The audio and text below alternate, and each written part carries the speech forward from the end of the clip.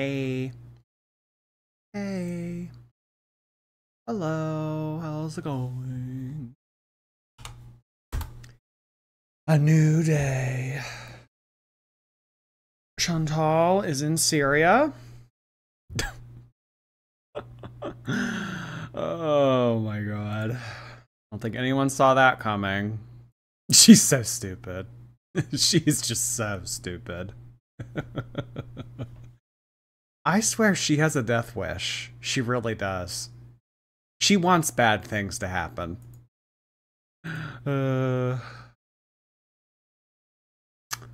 Oh, Chantal. So today we are going to be doing a Fundy stream. This is a new topic on my channel. I am not sure where this is going to lead, if it's going to lead anywhere. This kind of came about on Saturday night when we were doing a Doherty Dozen stream. We kind of led into a rabbit hole of a couple named Paul and Morgan, but there are other fundies, which by the way is short for fundamentalists, people who live very trad lifestyles. They're better than you. They've always been better than you. They're pious. They'll turn their nose up at you for wearing bikinis, doing things of the sort. Makeup is evil. Yeah, that kind of thing. So I, prior to tonight's stream, have compiled a list of potential topics to take a look at. I know that Paul and Morgan were kind of our go-to from the other night. So I want to take a look at several other fundies, though. I have came up with this list. You guys, if you guys have feedback for this, by the way, I would love to hear it because, you know,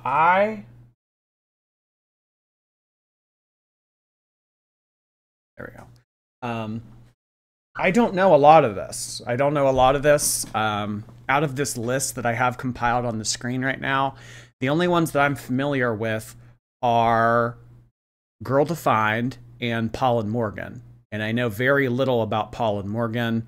And honestly, Girl Defined, I mean, I don't know if they even upload regularly, but yeah. The Fundy community is hilarious.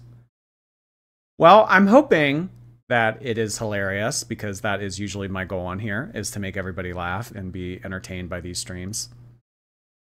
I did see that Eugenia has been banned on TikTok yet again. Her subscribers are receiving refunds. And I have also seen that Chantal is in Syria. So there's a lot going on today. And I see you guys are telling me to go look at Amber Lynn's community post. Oh my gosh, there's so much going on. Chantal's in Syria, Eugenia's banned on TikTok, Amber Lynn has a community post. Okay, so we're getting kind of hit by many different directions here. Not doing a live stream tonight, and I'm not uploading a video tomorrow. I got bad news, and I've been busy all day. I'm going to do the live stream this Sunday instead. And instead of uploading a video tomorrow, I'm going to upload on Thursday. My Let's Talk video that's normally uploaded on Thursday will be uploaded on Saturday. Everything is still happening this week, just shifted a bit. I hope everyone's having a great week and weekend. Okay. All right. So Amber Lynn has postponed her live stream from tonight to Sunday night. And instead, she will be uploading her videos on different days. All right. So moving on to the main topic of tonight is Fundies. I have come up with this list of potential topics to take a look at on here. As I stated a little bit earlier, we have taken a look at Paul and Morgan. We have taken a look at Girl Defined in the past. So I kind of want to move on to some other stuff. Although I will say that I am thoroughly interested in Paul and Morgan's content. But, you know, I want to shop around a little bit. I want to see if, you know, there might be a mainstay topic on this channel in terms of any specific fundies in particular. So, I don't know. I suppose if of this list, no one really is shouting out any specific topic here, we could just go down the list and see what interests us, if anything at all. I guess we'll just start with the first one, which is Kelly Havens. Let me look up Kelly Havens. Now, I don't know if these people are on YouTube. I don't know if they're on TikTok. I don't know if they're Instagram people. So it's looking like this first one here, Kelly Havens, she is an Instagram person. All right. Kelly Havens, Ohio. Christian writer, seamstress, artist. Adventuring in rural Ohio, restoring our home. All right. Now I don't see why this.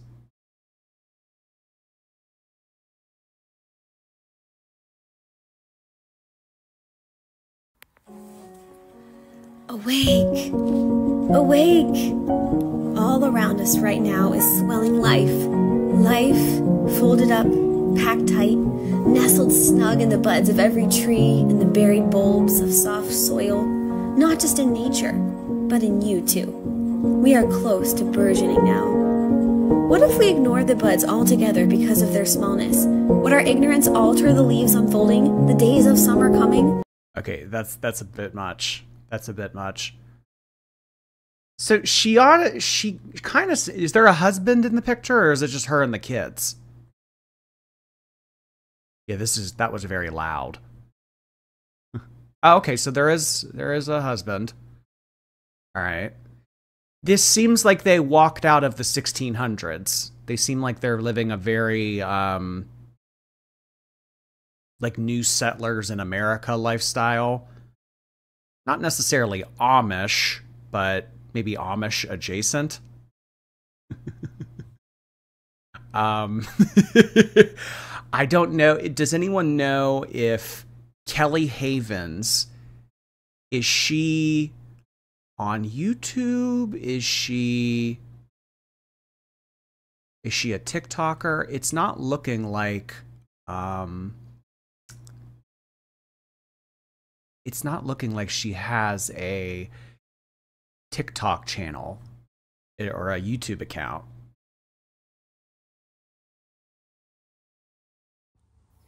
You're altogether perfect. There's no flaw in you.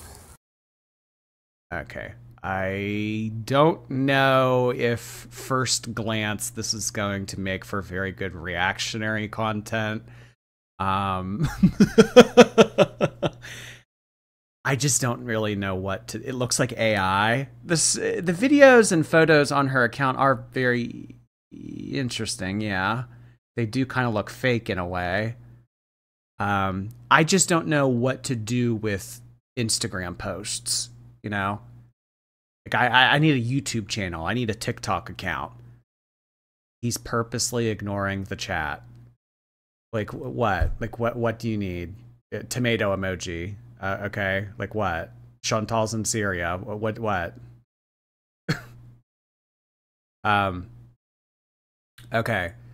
So I don't know if Kelly Havens is gonna do it for me. Rodriguez. I don't even know what I would Google. David Jill Noyes Rodriguez. Okay, so she's also an Instagram person. Oh, she has, what is this? Fundy Fridays. Jill Rodriguez Halloween special. Now, I've heard of this Fundy Fridays account. Did they just stream every Friday and talk about random Fundy stuff? Looks like, are they a live streamer? No, they're not a live streamer. I am Jen. I talk about fundamentalism. All right. Does she have anything on the Rodriguez family? I don't know if this would be reactionary content. Because it kind of seems like they are reactionary content, and I'm not a big fan of reacting to reactors. Rodriguez family serving Jesus.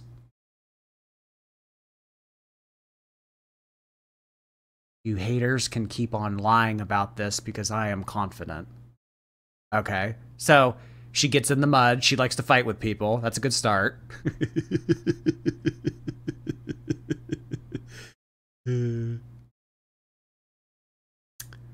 My worlds are colliding and I can't handle it. Oh my god, they're playing pickleball like Paul and Morgan. Is pickleball a Fundy thing? Huh.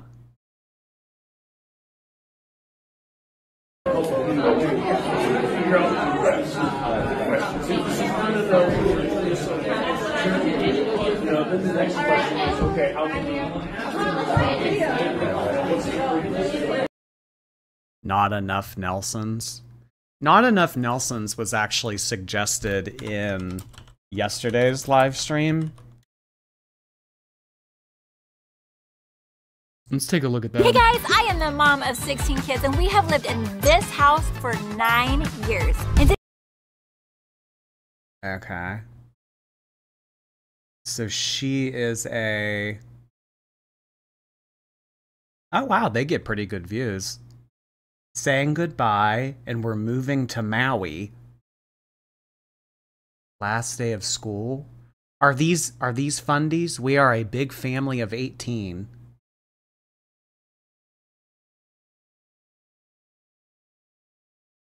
I surprised my kids with their dream wardrobe. Is she a live streamer? No. I'd imagine that some of the kids are adopted. I mean, if she birthed 18 kids on her own, that's very impressive.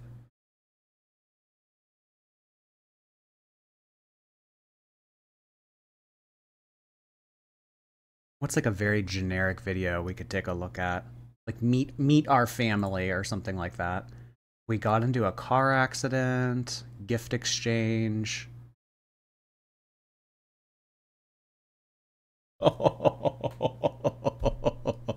This is like spelling Ashley, A-S-H-L-E-I-G-H.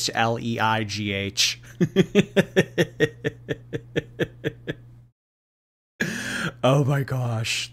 The way they spelled Kennedy. This is giving me anxiety. I don't know about this one. I mean, I want to give them the benefit of the doubt and I want to shop around a little bit. But so far, none of them are hitting the way that Paul and Morgan hit that first night. The Rodriguez lore is deep. Okay. Yeah, I mean, I kind of just threw this list here together, hoping that we could kind of do the discovery together, but it probably would have been in my best interest to see if these people have platforms that are able to be reacted to, because I don't really know what to do with an Instagram account. I don't know. But if they have a YouTube account, or if they have, like, I don't know, something that's more easily reactable to, but not sure. Paul and Morgan. Paul and Morgan are really good. Hey, hi, Limerence. Nice to see you. We had 10 gifted memberships come in from Water of Life. Hi, Water of Life. Thanks so much for being here this evening. Appreciate you stopping on in. Thank you so much, Water of Life. I appreciate you sending in gifted memberships yet again.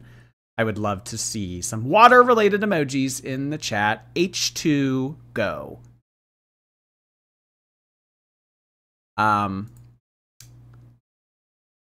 The Plath, Nathan Sutton, Bates, Transformed Wife, Girl Defined. I think that Girl Defined just react to the Fundy Fridays documentary on them. Would Fundy, so let me ask this. The Fundy Fridays, is that another creator that does documentaries on these kinds of people?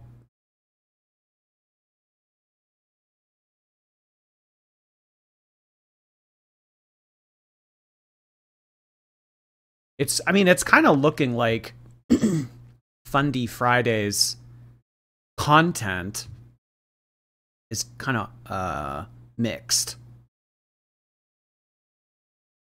Kat Von D, Girl Defined.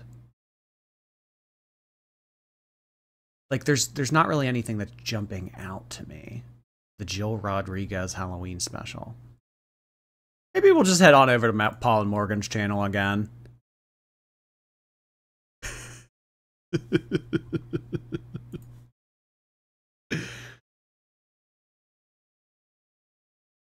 One thing. Do they upload regularly? Pray for Morgan. Oh God, what happened to her? Hey guys, well, our life looks a little bit different as of late. It's taken a little bit of a turn. Glad to have Morgan still with us. Morgan, why don't we just share with the YouTube audience? Good to see you guys, by the way. We're glad to be back. It was kind of like we gotta open up here on YouTube and talk about this. Like, this is interesting stuff. Kat Von D. Isn't Kat Von D like one of Jeffrey's friends, or they used to be friends? Real life, interesting stuff, challenging, obviously, but Morgan, how are you feeling? All right, let's start from the beginning. Yeah. I have been waking up at 5:30 in the morning to go to the gym, which I've been loving for the past month. And I woke up one Wednesday morning last 2 weeks ago, and I did my workout. It was a new workout that I had never done before, and I wonder if these people would copyright strike me. I honestly, they just seem like the type of people that would copyright strike.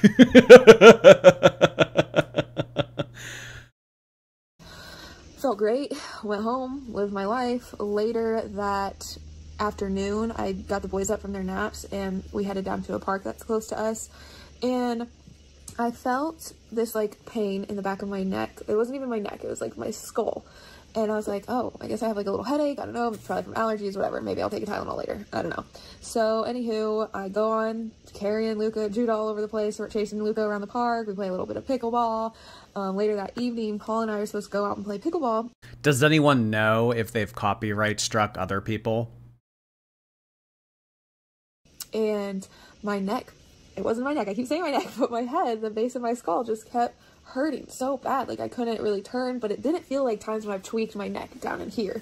So I was like, this is really weird. We played a couple games and Morgan was, she was playing really bad, and we ended up calling it really supposed to be a date night. Yeah. We transitioned out of pickleball. I wonder if he's different off camera. I wonder if like this demeanor and this image that he presents on camera is different when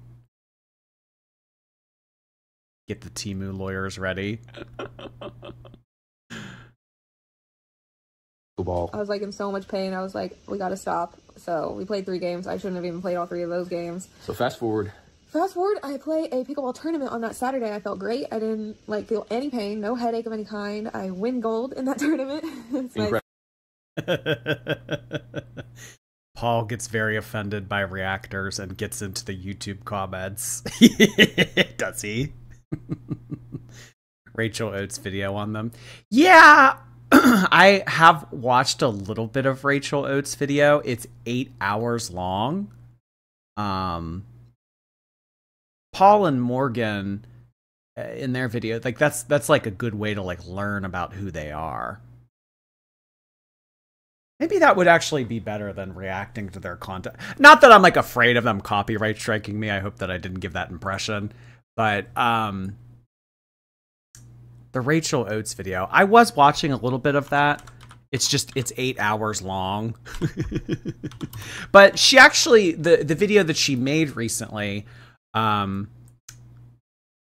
it's like within the last couple months. So I think that this is like very up to date.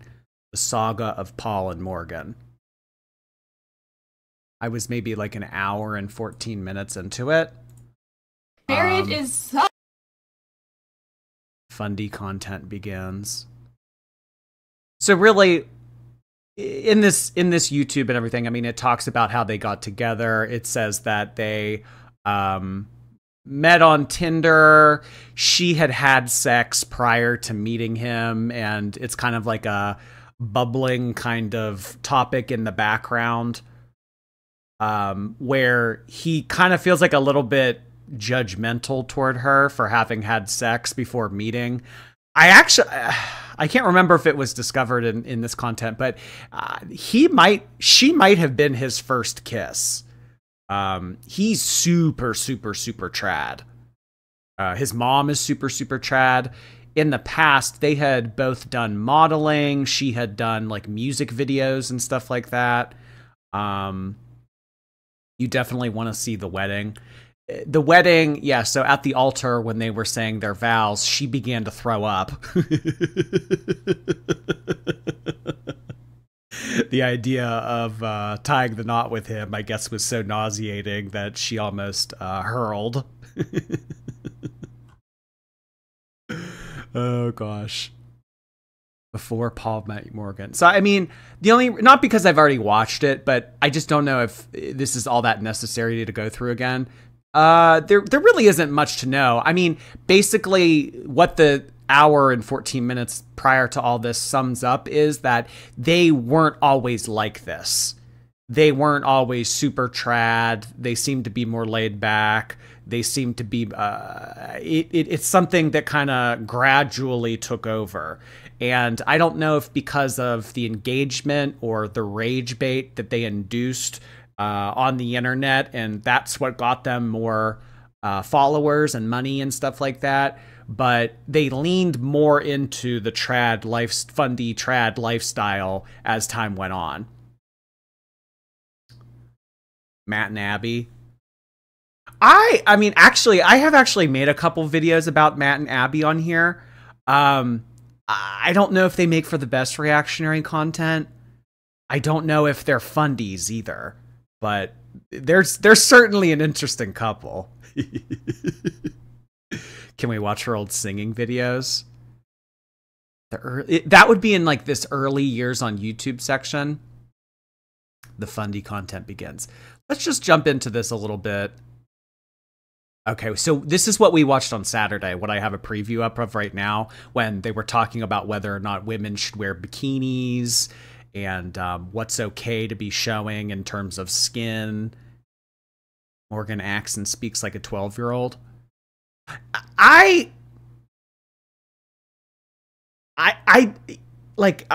I first started to watch this content for the first time, I thought that she was drunk. I thought that she was like intoxicated or something. I don't know. But Fundies are usually rage bait. Let's just dive on right in. Oh, worth it. I was just telling someone the other day, literally, that I would not for a second take back any of the stuff, like any of the hardships that Paul and I have gone through, are going through, or and we've gone through them, and we've made videos about it. That's no joke. Like, we've gone through some hard stuff. Yeah. How horrible of a wife would I be if I only loved Paul when things were going great? Like, when I was getting my way, when he was doing everything I wanted, when he was just being a perfect husband, like, when he took me out to eat where I wanted and said I could get my own meal and I didn't have to split with him. Yeah, he said something like that. If your husband... But men can wear what they want. Yeah. Yeah. If you're going to wear a bikini, probably not a great decision. But if you have to, it's probably best that it's going to be high-waisted. But, you know, guys, like, who cares? As being just a punk, don't focus on him. Like, just like be like, all right, you know what, I'm not gonna love my husband because he deserves it right now. I'm going to love him because God deserves it always. I mean, yeah, it's hard sometimes, like when it's that time of the month and our husbands just don't understand. Like, it's hard to love them when you're just like, ah! it's not easy for your husbands to love you, to love us when we're being punks. So, and I will say that Paul does a better job at loving me when I'm a meanie than I do loving him when he's a meanie. Probably, honestly, the hardest thing for me is how different we are. It's just tricky. Like, there have been times, to be honest, where I was like, man, this would be so much easier if Morgan was more like me. It's true. An example is when I find something that I'm passionate about, I expected Morgan to be like, yeah, I'm passionate about it too. What can I do? How can I come alongside you and kick this in the butt and let's do awesome at this? And Morgan is just not a competitive person. So her response is like, oh, great. I'll support you. I'll support you. Good luck. And I'm like, what? Let's crush this together. The hardest thing that we just had to learn how to communicate with one another. She seems repulsed by him. There was a little clip earlier in this video where they started to argue on camera, and the conversation was about sex and how often you should be intimate in a marriage. And he basically went on a little rant about how he would like to have sex more often, and he doesn't get enough. He's not getting enough attention. And then she was like rolling her eyes and her energy shifted, and she said, "Oh, you just act like I never do anything for you. You just act like I never like." So they had like, I don't know. And then just now when he put his arm around her, it was like, ugh. Like, I don't know. If you're in love with someone, you shouldn't shudder when they touch you. Because like he said, we're very different. And so we just, our communication, we're still working on that. Like in arguments, like I have to. Paul seemingly hates her. I haven't gotten that vibe yet. Although I am very new to them. I've kind of more so gotten the vibe that she does not care for him. They're not compatible sexually. It never works. They flipped out about that actual, that specific topic that you just said, sexual compatibility. They went on a big rant about that in a previous clip in this documentary where he was like, you know, I'm so tired of people saying that waiting till marriage to have sex is a bad idea because you need to know if you're sexually compatible. Sexual compatibility develops gradually over time. You just don't have great sex with someone and then it's like that for the rest of your life. You have to learn each other. It was such like a backward conversation, but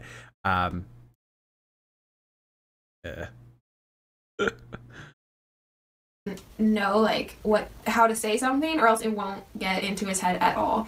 We're setting up the house. I have these treasures that I can't wait to see where she's going to put them on the walls, where she's going to put them like decoration wise, and she is adamant that they're not going to go anywhere. Well, not anywhere in our house other than Paul's office. So it just cuts me deep. Like, she literally thinks that it's just garbage and she won't let me put them anywhere. Each year, one of us is going to make the plans for our anniversary, and this year 2 happens to be Morgan's. So we have to be honest with you all. We were headed to our dinner and Paul was acting very strange, and I knew immediately that he was not happy. Guys, it wasn't that I was not happy.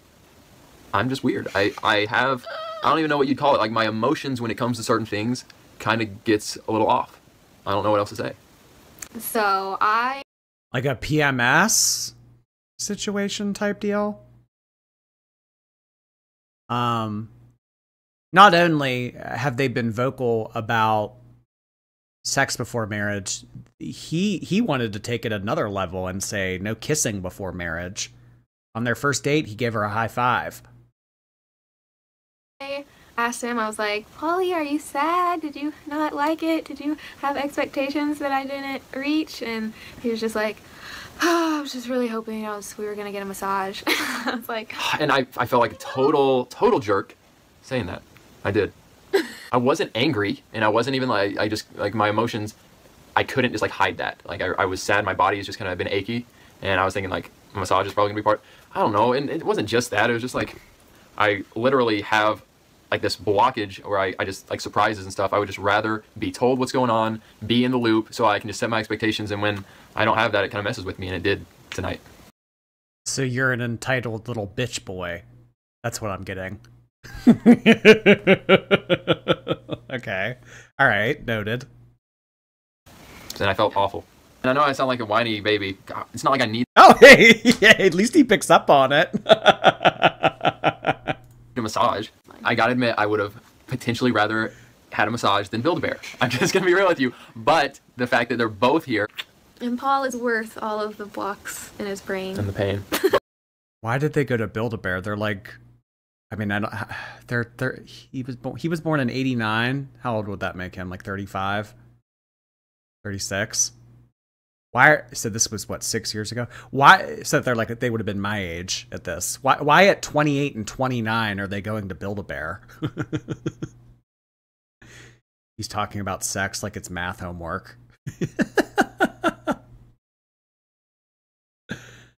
Morgan used to be cool. She gave everything up to be with him for absolutely no reason. It causes all the pain and upset. Don't be mad at me, guys, watching this. That's just how I am right now. I've learned the hard way. If you have expectations of like, oh, I really hope Paul is going to take me to this restaurant and he's going to buy me this gift and blah, blah, blah, and then he doesn't, like it just ruins your entire evening and event. That's so true. So if you just have no expectations, then no matter what they do, it's so special. It was also during this era that they wrote and self-published a short book called about intentional dating. I reviewed this myself several years ago, so let's just go back to past me talking about it and summarising for you. Did you know that Paul and Morgan wrote a book about dating? And because I like to torture myself for you guys, I read it so you don't have to. So Paul and Morgan decided to open this book by complaining about what they think everyone else who isn't them thinks about dating. Except this isn't what everyone thinks, so it's just bizarre. They opened, I want to say they. I'm pretty sure Morgan wrote like 80% of this book, and every so often. And they think that if you're going on a date, it should be with the intention to marry. You shouldn't be taking first dates as a way to like not bridge it to marriage somehow. And Paul puts in like a little side note, but it's mostly Morgan's work that he takes most of the credit for. The casual approach to dating has left so many young people asking the question, how did I get in this mess? Physical boundaries are being crossed. Hearts are getting broken. We're here to show you a better way, a God-honouring way. Chapter 1 of their book asks, am I... Oh, God-honoring way. Yeah, that's something that you see Fundies say a lot. God-honoring. You need to live life in a God-honoring way. I think that the one famous girl-defined video is how to wear makeup in a God-honoring way. Hearts are getting broken. We're here to show you a better way, a God-honouring way. Chapter 1 of their book asks, am I ready to start dating? Which is, of course, a very important question, and one that many people will ask at various stages of their life. Paul and Morgan open with a line, we believe dating is for the ultimate purpose of finding a spouse. Okay, good for you, but that doesn't mean it has to be the same purpose for everyone. Where do I find someone? Brackets, the singles at my church are strange. Speak for yourself, guys. Okay, so a good way to meet a potential spouse is at church, through friends, or at a campus ministry. They said... Yet they met on a dating app. Well, I don't know. I mean, if you're going to be suggesting that people meet through these means, I mean, why did you have to meet through Tinder? Why couldn't you meet a nice young woman at church, Paul? Let's start with the short list of obvious places to meet a quality guy or girl. Your church, mutual friends, a campus ministry. They're the obvious ones, are they? Okay, yeah, okay. Campus ministries are often teeming with Christian singles. Each week you get to be around people in similar stages of life. It's a natural place for relationships to form. A little known secret is, even after you graduate, you can still make guest appearances at events, parties, and worship nights. Not that I, Paul, have ever done this. This absolutely just reads as, you, a grown adult, hopefully with a job, who has graduated. These people live miserable lives. Well, I think at the core, what Fundies are trying to do is a very holier-than-thou kind of lifestyle. They want to turn their nose up at people.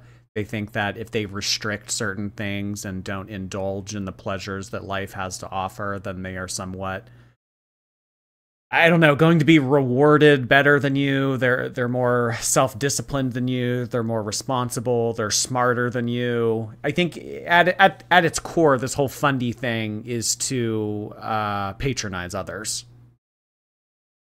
Should absolutely go and prey on someone younger and more naive than you, since no one your own age wants you. Paul on Grindr. Yeah, I mean, obviously, I could sit here all day and I could be like, oh my God, he's a homo, but I don't know. I mean, I think with him specifically, he's very committed to this. He's very committed to this lifestyle and the wife and, you know, that other, like, so I think that even if he had those kinds of feelings, I think that those are so far shoved down that it would never even come to a level where it would be acknowledged. We can tell just by looking at him. I mean, he's never going to explore it. It's so far shoved down. I mean, he's so, like, sometimes you hear things like people are so far in the closet they've found Narnia. Can't find other adults to date? Here are some barely legal teenagers. It's really bad. And let's be honest, Paul has definitely done this, and definitely in a creepy way. Like, go to a new church, try a dating app, but never ever ever go to bars or clubs ever. No, stop it, no. I get very Roosh v. Andrew Tate vibes, so a little later he writes, this is so Roosh v. Stop overthinking things and just ask girls out. I did. I asked out girls I'd been friends with for a while, and girls I only barely knew. I asked out girls who were mutual friends on Facebook, who I'd never even met. I'm not suggesting that you ask out every Christian girl that you see, but I'm not saying not to. Wink, wink. So Morgan writes, Paul and I have witnessed this firsthand. We're definitely similar in a lot of ways. We agree on the big things in life. Both of our hearts belong to God. We're both goofy and quirky. They're the big things? Okay, I mean, that's what works for you. However, we're also very different. I've luckily got to a point where I can read Paul's mind/body language pretty well. That doesn't mean it makes it easier for me to understand why he's thinking or feeling a certain way. It actually just drives me nuts because it's so hard for me to understand how Paul's brain works. I know it's the same for him with me. So basically, just marry anyone who will take you. Hearing this kind of thing that he has written down, because I mean, he is a good-looking guy. I don't know, like he's having this much difficulty finding a girlfriend to the point where he needs to message people on Facebook that are mutual friends of his friends that he doesn't even know. He needs to go to multiple church campus ministries to find women to date. He needs to ask out women that he doesn't even know. I guess anyone can write a book. Still that witch. Thank you so much. I appreciate that. Abracadabra, thank you. Excited for the Fundies topics. Vote to cover. Welcome to Plathville. I have heard, I was talking to a friend about the Plaths specifically yesterday, and he was kind of giving me the rundown about who they are, and like they have a TLC show, and yeah, it seems pretty interesting. Then he was telling me about like how the one son met a wife who was kind of like against the whole Fundy lifestyle. Courtney B, thank you so much. It's my birthday, so happy you're live. You're the best. Thank you so much for 15 months and happy birthday to you. Thank you, Courtney B. Appreciate you spending a part of your birthday with us. Bo Bay, nice to see you. Replay, but love you. Bye. All right, Bo Bay, we'll see you later. Thank you. Paul went to cosmetology school. He very much so cares about his appearance, hair included. We're still figuring it all out. Sure, we fight, we have disagreements, but God always brings us back to him. He humbles us and brings us to a place of vulnerability with one another to take a place of repentance. Another thing I want to touch on briefly is this. I think Paul and Morgan have deleted some of their older videos. In making this section, I was going through watching stuff and being like, you know, this isn't as bad as I remember. They're not as horrible and bigoted as I remember them being. And then I went back and watched some of my own old content about Paul and Morgan. And it turns out I reacted to some videos which, to the best of my knowledge and searching, are no longer on their channel. Specifically stuff in which they were incredibly homophobic. I don't know why they've deleted it because they're still homophobic, but I couldn't find it now. I do know one example of this was in October 2018. Paul and Morgan made a video titled Christians on LGBTQ Q&A. All I have of this are some clips from my own video at the time, but let's take a quick look. I'm going to take a break from filming to go check my little Cookie Bears, okay? And go take some more painkillers. Morgan, say something. Today's video, we're talking about Christianity and LGBTQ. How should we respond? One of the most common things that... I mean, look at his hair. He looks like a porcupine. That is a lot of product. Okay. Paul and Morgan's opinions on gay people. Let's do this. we're expecting we're going to get is just people saying that we're being judgmental. We're not judging in a hateful, a hypocritical, or a harsh way. This is a loving call to our brothers and sisters, calling them out of what we believe, what the Bible says is sin. We are called to make righteous judgments, but to do it in love without it being a hypocritical judgment. Question number 1, here we go. Is being LGBTQ a sin / can they be Christians? To answer that question, the Bible makes it very clear. Homosexuality, LGBTQ+ is a sin. Guys, sin is sin, okay? And sin, no matter what it is, separates us from God. The Bible says that for all have sinned and fallen short of the glory of God. So yeah, it is not right for the church to say homosexuality is this horrible thing and then brush other sins under the rug. Yeah, I believe some sin may carry more consequence and be weightier than others, but there's we have no place to, say this sin is horrible and this sin is okay. What do you say when an LGBTQ... Now, I could see if this is when their Fundie content begins. It would be this type of content that would kind of jumpstart them and get them more views and stuff, because topics like this enrages people. This is what gets people riled up. This is what gets people emotional, gets people frustrated. And when you make rage bait-esque content, that gets the more clicks. That gets, because I mean, for every comment that gets put on a video, or anytime someone says like, "Oh, you dumbass, you don't know what you're talking about," and presses submit, it boosts them in the algorithm. So it's like this kind of content that enrages people, but, in a strange way, in a formula, makes them more money. Q+ person says, God made me this way. I have a pretty direct answer. I'm not sure if Paul would be. Morgan has a direct answer? I would ask a question in return to that question, and it is, does a porn addict come out born that way? Does a thief come out born a thief? We are born into sin. The fall of man, Adam and Eve, because of their sin, we are now prone to sin as soon as we come out of the womb. God. There was another video clip earlier in this live stream where she she was like, if Eve just wouldn't have eaten that apple, we would have all been saved from sin. She was like clenching her fists. It was very cringe. God did not make it that way. Yeah. So no, God did not make you gay. We have the choice, the authority. Why do you guys think she's lesbian? I keep seeing that in the chat. I mean, like, I understand this, but like, why do you keep saying that in the chat? You really think that she's a lesbian? I mean, I'm a lot more adept at clocking this, but I don't know. I don't know. Maybe why do they think they have authority to speak on this at all?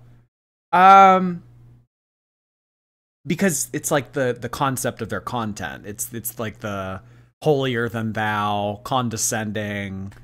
This is the way that you should be living, and if you're not, you're lesser than me. I'm lesbian, and I don't think she's lesbian. Open your eyes, Jordy. I haven't picked up on that at all. I don't know. To turn away from that sin that we're prone to, whether that be murdering, whether that be lust, whether that be lying, cheating, stealing, homosexuality, whatever it is, like God gave us the authority to turn away from that. And actually, I'm just going to jump in here and say, because I always forget to do this, a little bit of shameless self-promotion. The ebook version of my first poetry collection, Reflections on Healing, is now available on Amazon ahead of my second book, Outside, being released very, very soon. There it is. This is just the proof copy for now, but it's going to be absolutely beautiful. When I get experimental vibes from her.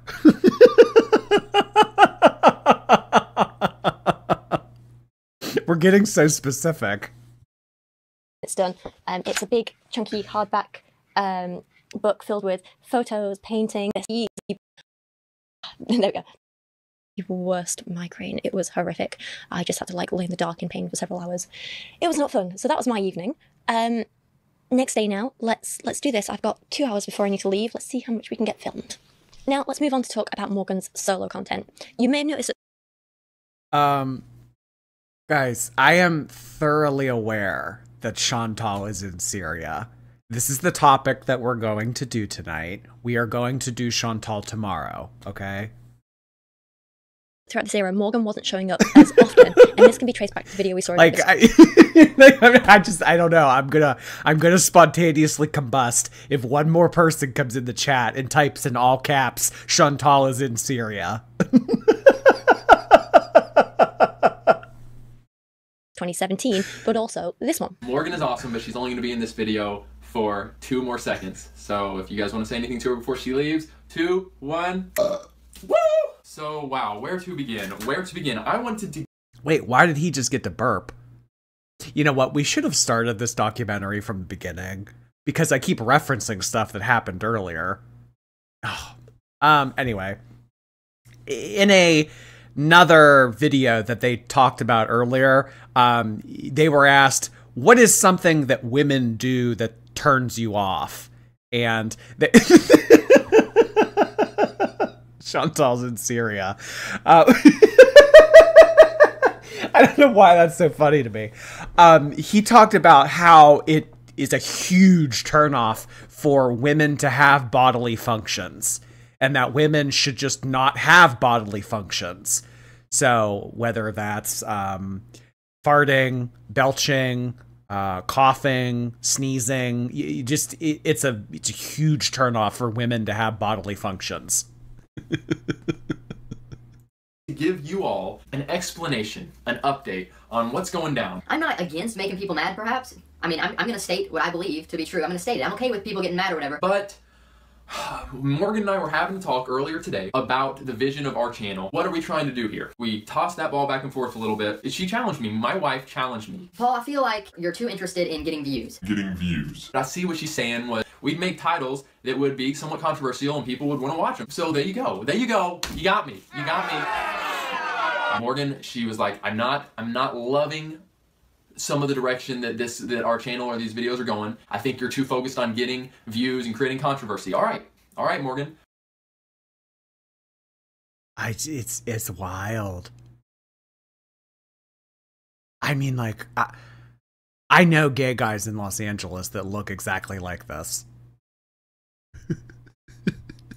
I hear you, so of course what do? I go on a prayer walk. So that you can back off a little bit and you just do your thing, Paul. You just do what you're passionate about, which is... But you know what? I mean, if someone is committed, especially from a very young age, to shoving that and repressing that and not entertaining the idea of that at all, which is connecting with young people and making videos and creating discussions around things that I care about and that I feel like you guys care about, that we can connect on. Morgan has other passions that she is wanting to pursue, and right now, I'm saying this, like, right now, YouTube is not something that she's super focused on. So I'm gonna let her do her things. I'm not gonna pressure her to be in every video. So what were the other projects that Morgan was working? He needed to take a prayer walk over a fart. I guess maybe to clear his head? I don't know. How does he survive having children? They let everyone know about bodily functions. But it's okay if he burps and farts.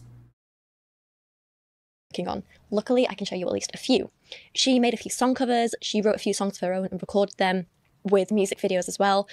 She did a few covers and songs with Paul. However, one of her original songs that she produced was an anti-choice song titled Abortion Song. It's definitely interesting. Say that you don't get a choice. This song is dedicated to the unborn who don't have a voice. We stand for you. Written and recorded by Morgan. Say that you don't get a choice, and you don't have a voice. It's hard to speak when they won't think of what you'd say. So basically the point of the song is that she's complaining that non-sentient fetuses don't have a voice and don't get a choice. But she's absolutely fine with conscious, sentient women and girls and people with uteruses who are pregnant, not having a voice and not having a choice. She is completely happy with their voice being taken away, with their choices being taken away. It's wild. She also dived into the world of spoken word poetry at this time with her poem, You Can Be Free from Depression. What if I told you that anxiety, depression, suicidal thoughts, all those chains holding you down, they could be broken, you could be... The thing that I haven't yet discovered about her is that she comes across as kind of laid back. She kind of comes across in some videos as kind of blasé, go with the flow, whatever kind of mindset. But then it's very strange in other videos to see her talk so passionately about topics in which she's so close-minded on. I haven't quite figured either of them out yet. free.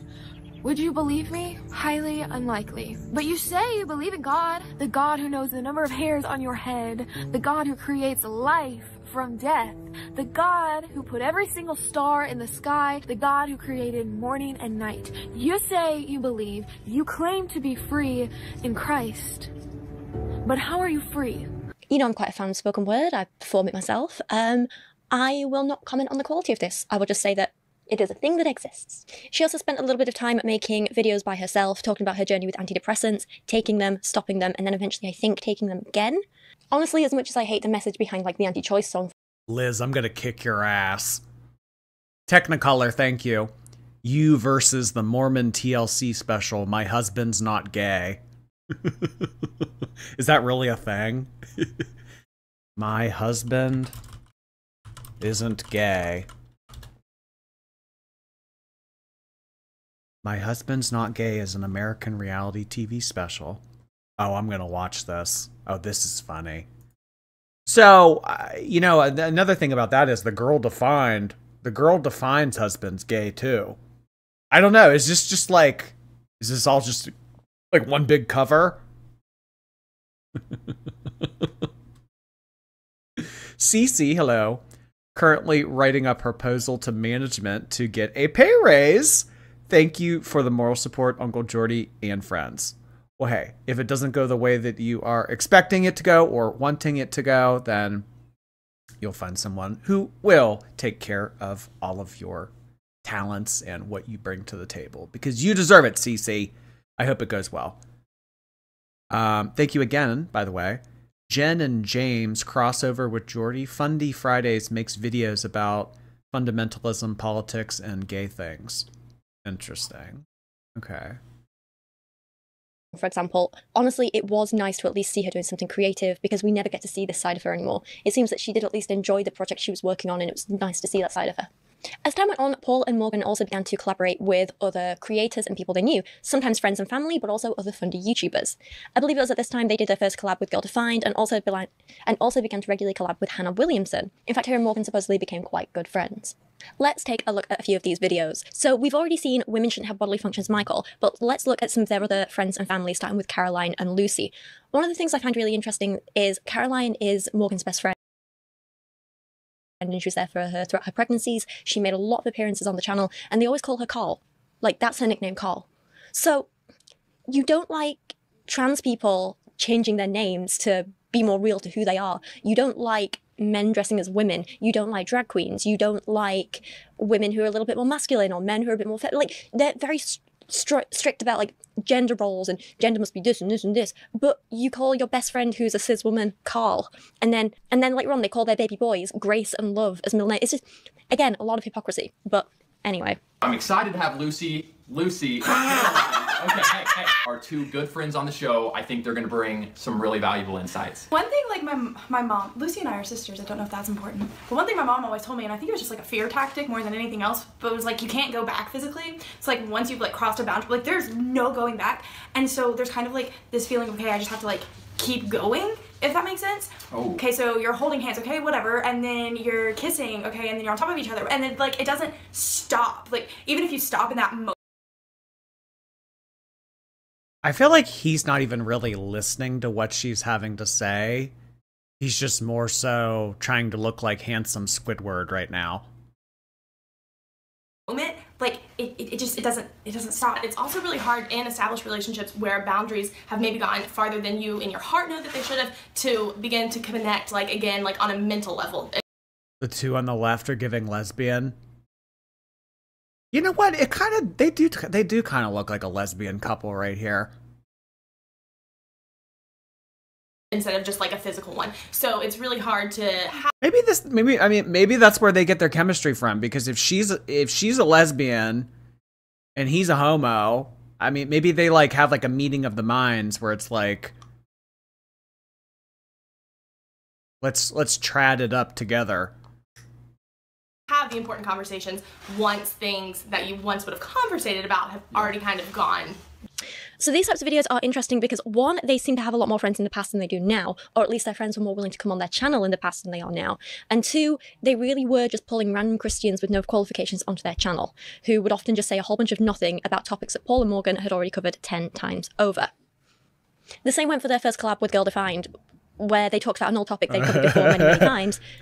Shut up. They collabed with Girl Defined.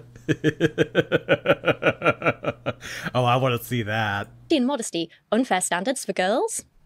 We are honored to be joined by Kristen and Bethany from Girl Defined. Yes, we're so excited to be on here. We are for real so happy, you guys. Which one has the homo husband? Is it her or her? Is it overalls or Apple Watch? Which one has the homo? I don't know who they are. These are sisters from Texas, and they're like super fundy, super, the overalls one. Oh, okay, the overalls one married the homo? Okay. They both have homo. I thought that the one, like she told a story about how the husband went to like the gay away camp or whatever. Both of them. Well, specifically the one about the story that they told, because they told a story about how one of the husbands had to go to gay camp or whatever. I thought they were lesbians. No, they're sisters. Are one of our favorite YouTube channels. Kristen and Bethany, Morgan, three of the finest ladies. She's not Fundy anymore. Well, I mean, from some of the Girl Defined content that I've seen in the past, I would be shocked if either of these started to come back down. If either of these women started to come back down to earth. I know, is there unfair modesty standards for girls? I just wanted to start this off. Simply put, yes. Yes, there are unusual, unfair modesty standards for girls. Why is he having conversation with other men his age, talking about how women shouldn't be wearing bikinis, and if they are wearing bikinis, they should be wearing high-waisted bikinis when they can belch, fart, and wear whatever they want? With telling you ladies who are watching this video, and this is gonna maybe sound a little bit blunt, but I say it with love. Morgan Blunt? Ladies, you've got to stop looking at this situation of modesty in the world's eyes. I think that it's so easy for our hearts to be immediately hardened to hear the things that, you know, our social media is pushing on: be yourself, show your body, love yourself, blah, blah, blah. To see all this stuff that the world is pushing and be like, yeah, I agree with that. But let's ask, does God say that type of stuff? You know? I love what you said, Morgan. It's like we have to stop and say, okay, God, I cannot do this for anyone else. Ultimately, it has to be first and foremost for you. And if that can be like our heart posture, I think this couple coming together with Girl Defined is like dividing by zero. truly, it would be a lot easier to discuss this. Yeah, and when it comes to guys, like my husband and I have actually had this conversation a lot, because when we were dating and got married, this conversation came up because he was like, hey, there were certain things I would wear. And he's like, I don't know, like as a guy, when I see you in that, I look at this, like it really points to certain parts and it's distracting. And he's like, I want you to be beautiful. I want you to be feminine. I want you to embrace all of your womanhood, but to be considerate of how you do that in a way that honors God. And then it's really just honorable to— Oh, there they go again. God honoring. I want you to express your womanhood in a God honoring way. The people around you. Man and woman. Her tattoos are going to send her to hell. Yeah, I mean, the premarital sex and the tattoos and... Two different beings. I mean, they're different. And the non-high-waisted bikini. men have specific roles according to the Bible, specific things that they carry, and women have specific roles. And so I think that when it comes to modesty, it's going to look a little bit different. I'm not saying across the board, but typically men are going to be more visual. So in this specific area, I would say that it is a little bit more of the responsibility of the woman to just watch how she dresses, to honor God in the way she dresses. And you hear that? You hear that, ladies? Everybody in the chat? The responsibility's on you.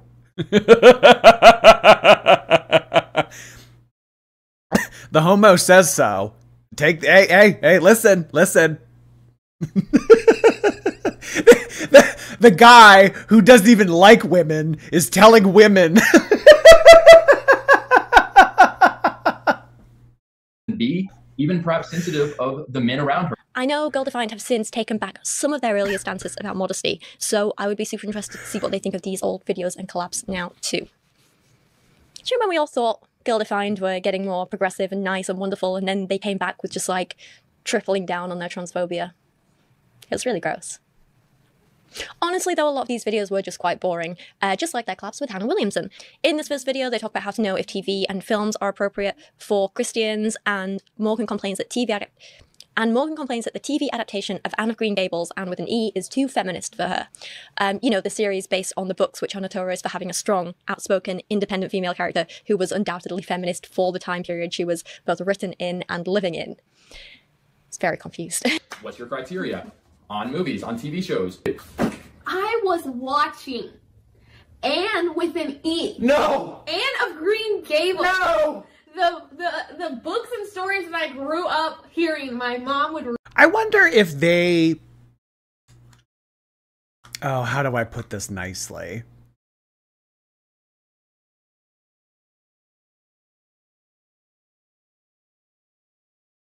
I wonder if they have some type of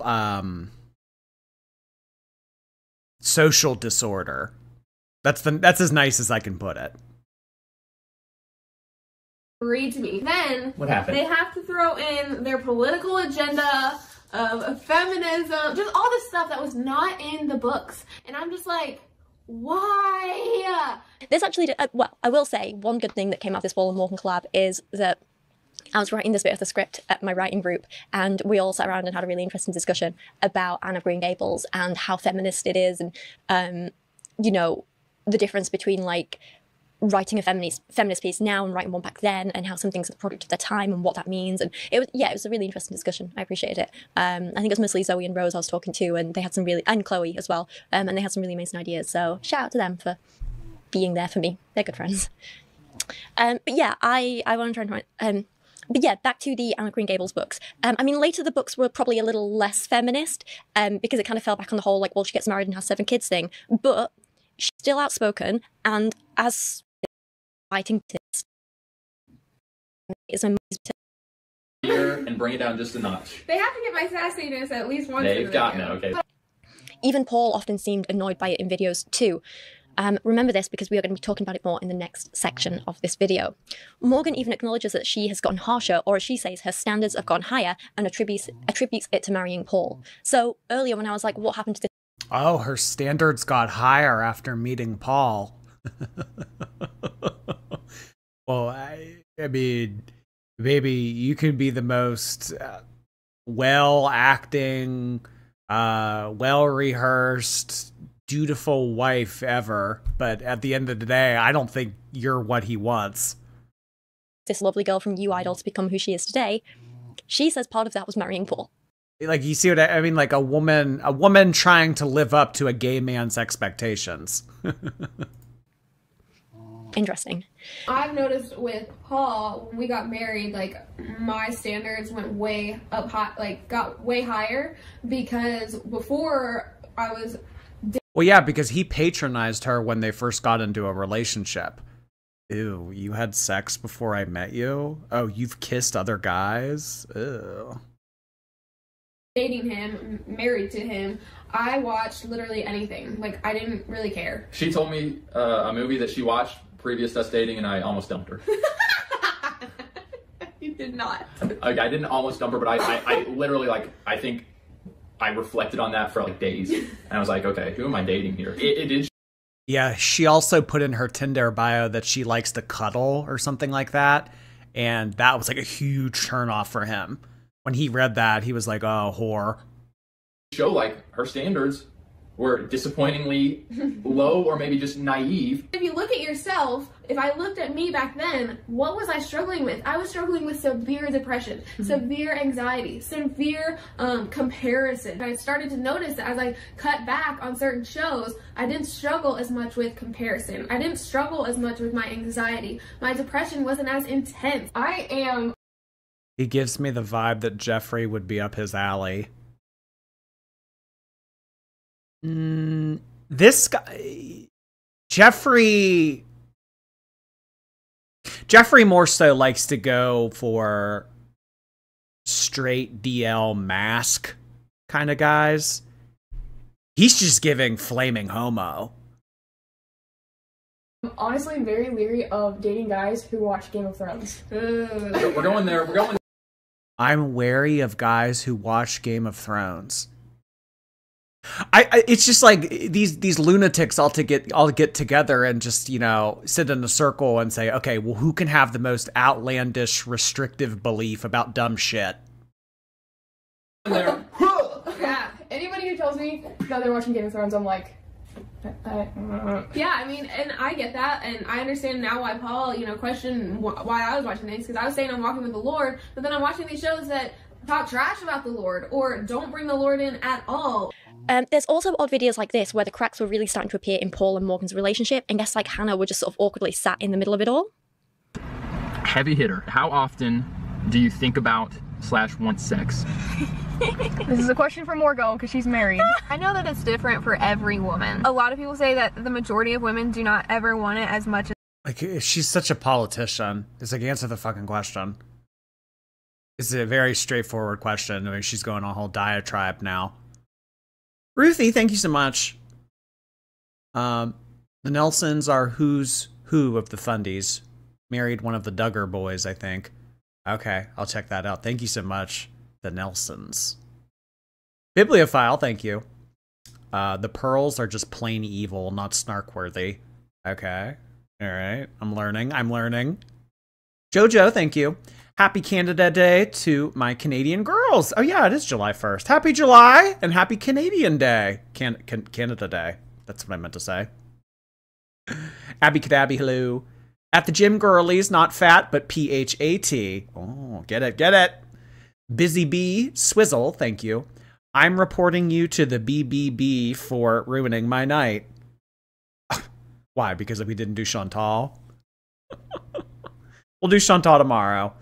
Heath Bar Pondu, thank you. Popping in to say, hey, I'm going to be replay, but damn it, I'm so excited for Fundies. Wow, this has kind of just turned into Paul and Morgan content, which, I mean, I like. I just hope it doesn't get too repetitive. But then again, I mean, my whole channel's basically been Amberlynn Reed, so.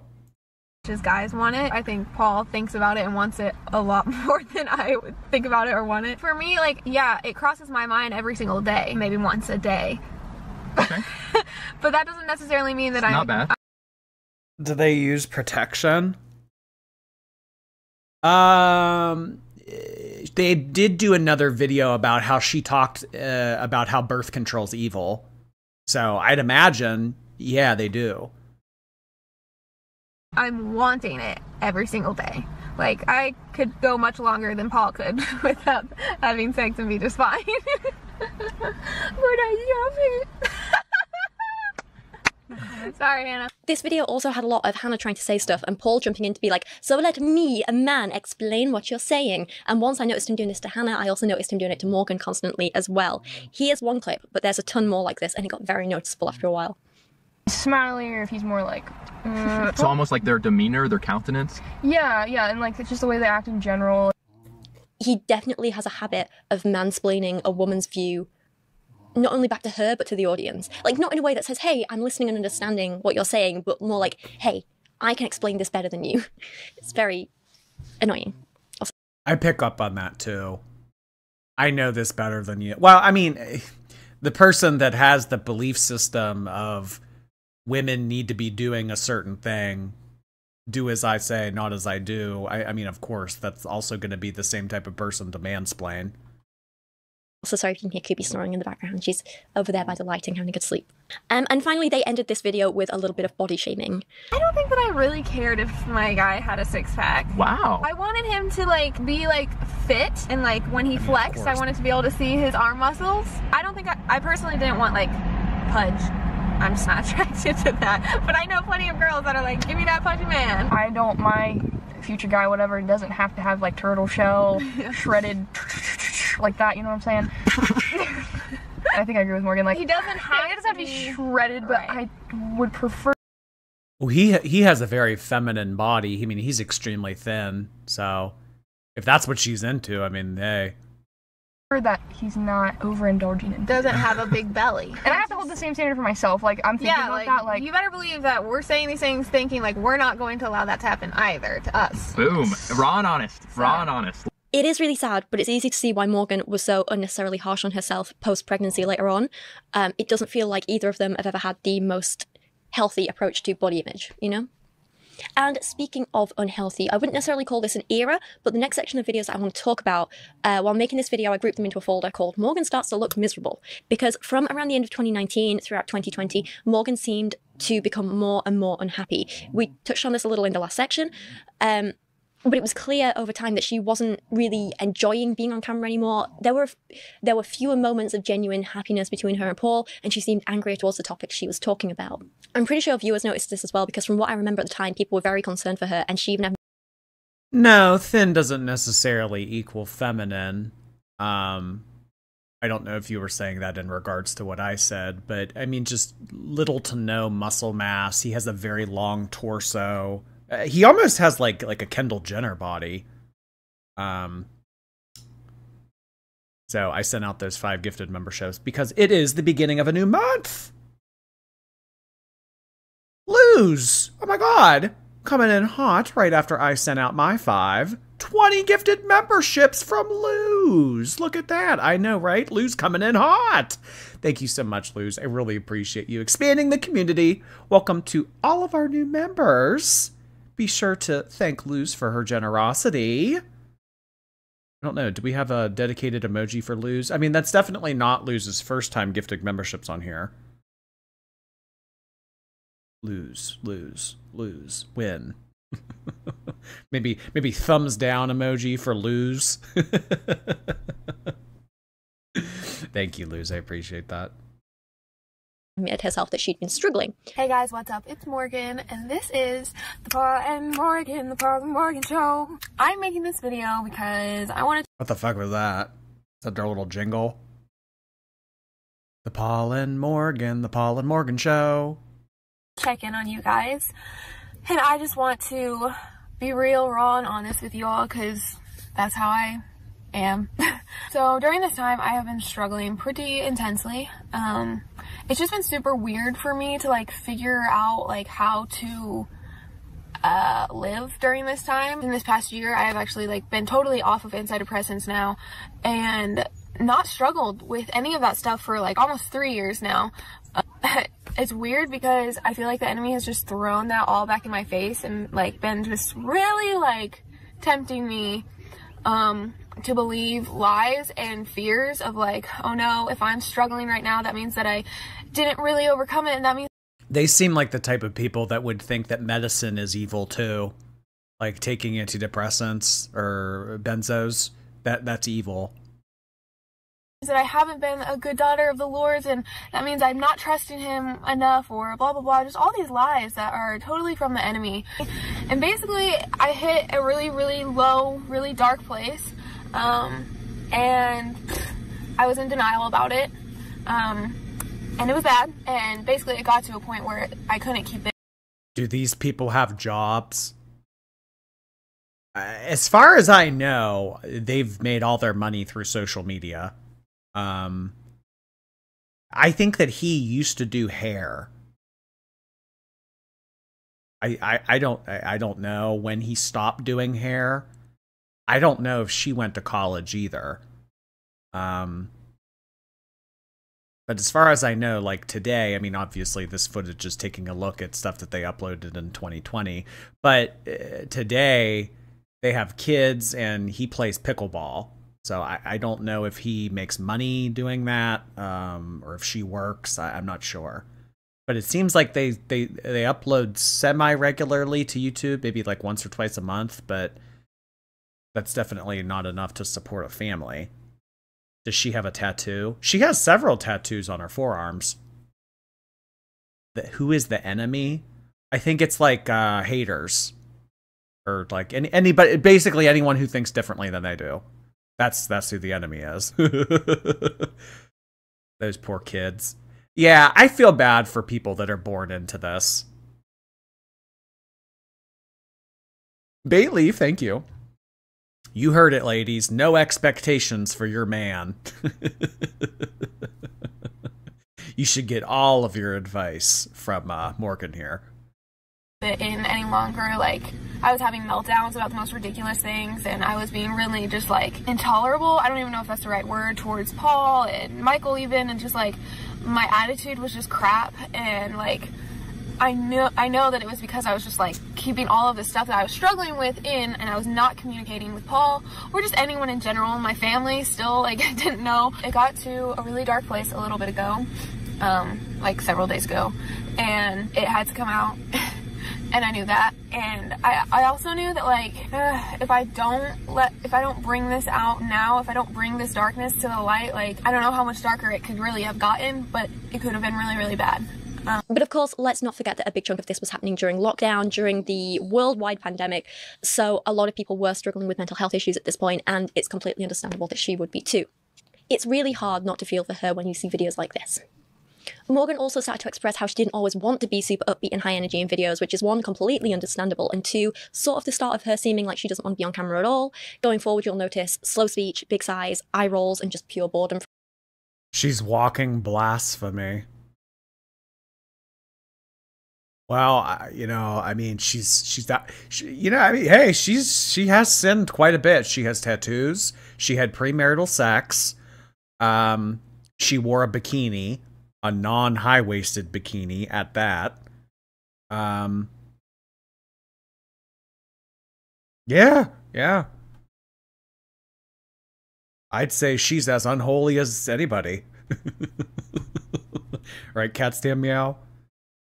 Oh no, Angel, thank you. She's talking about the enemy, but it looks like her biggest enemy is her husband. The enemy is Satan, and all haters are just under his control.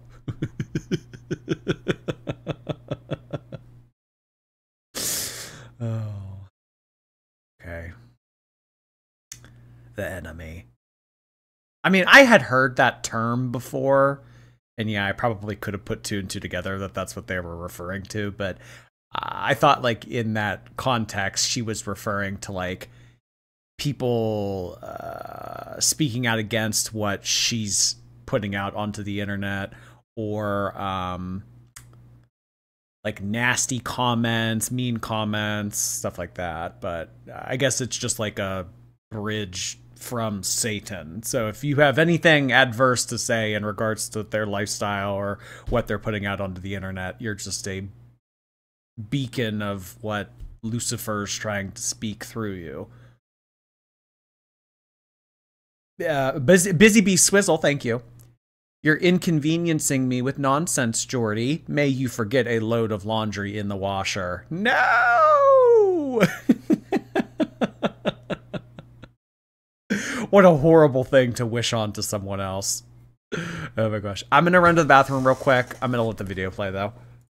From her whenever she has to be on camera. It feels like she was kind of made to do it because it was her job, not because she wanted to anymore. Guys, do we have to be filled with a crap ton of energy every time we film a video? Like, if we don't have energy, go ahead, Budweiser truck, drive along. A Budweiser truck would do that to us. We don't have a ton of energy in this video, but it's still gonna be a good video. But it's still gonna be a good video, even though it's starting out a little lower energy. I think it's a myth that, like, we have to have a ton of energy in every video that we film. We should just be able to chill out with you guys. So that's what we're doing. So a lot of you guys don't know, Paul and I were working part-time jobs at some different places. He was working somewhere, I was working somewhere. And we lost those jobs, obviously, like a lot of people did. And that probably is a surprise to many of you. For a period of time, we were full-time on YouTube, just grinding and trying to make it, and we realized that at least for this season, we need to bring in a little bit more income.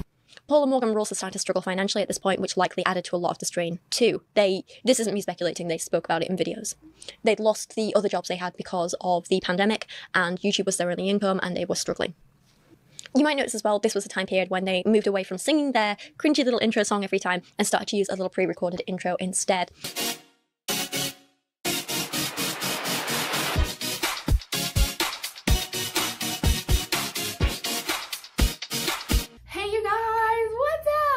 Morgan. You know when I said when they stopped singing, it was kind of like videos became a chore?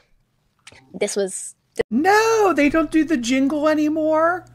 The Paul and Morgan show. This was the start of that. Morgan also spoke a lot at this time about her experience with taking and coming off antidepressants and a little on her infertility problems, but we'll talk about that in more detail later. There's a whole section on Morgan's first pregnancy. Alright, so if you guys don't know my journey, I've posted several videos on here talking about getting off of antidepressants, etc. And basically I'll just give a short rundown. I was on antidepressants for almost 7 years. The one that ended up working for me was Zoloft. I took the generic Zoloft. Oh, this is what Amber takes. This is actually the same medication that I've taken on and off for 10 years. I had a similar dose. She's completely right. The withdrawal's hell. Well, withdrawal from any antidepressant is difficult. I think that the worst, like they say that like the worst one to try to get off of is Effexor. But why did she want to get off of it? Oh, to get pregnant? I don't know. Are you allowed? Some, I feel like there's some that you can be pregnant on.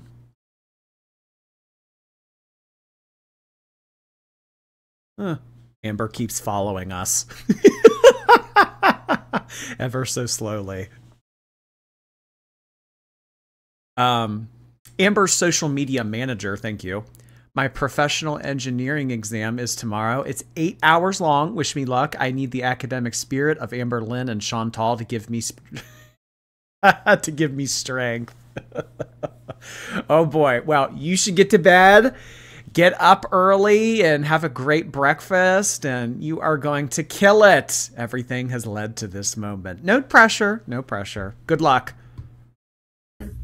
And I was on that 50 milligrams for several years, and then 100, and then 150 milligrams, and then... But why did she want to get off of it? I'm curious. Because it's evil? Or because she wanted to get pregnant?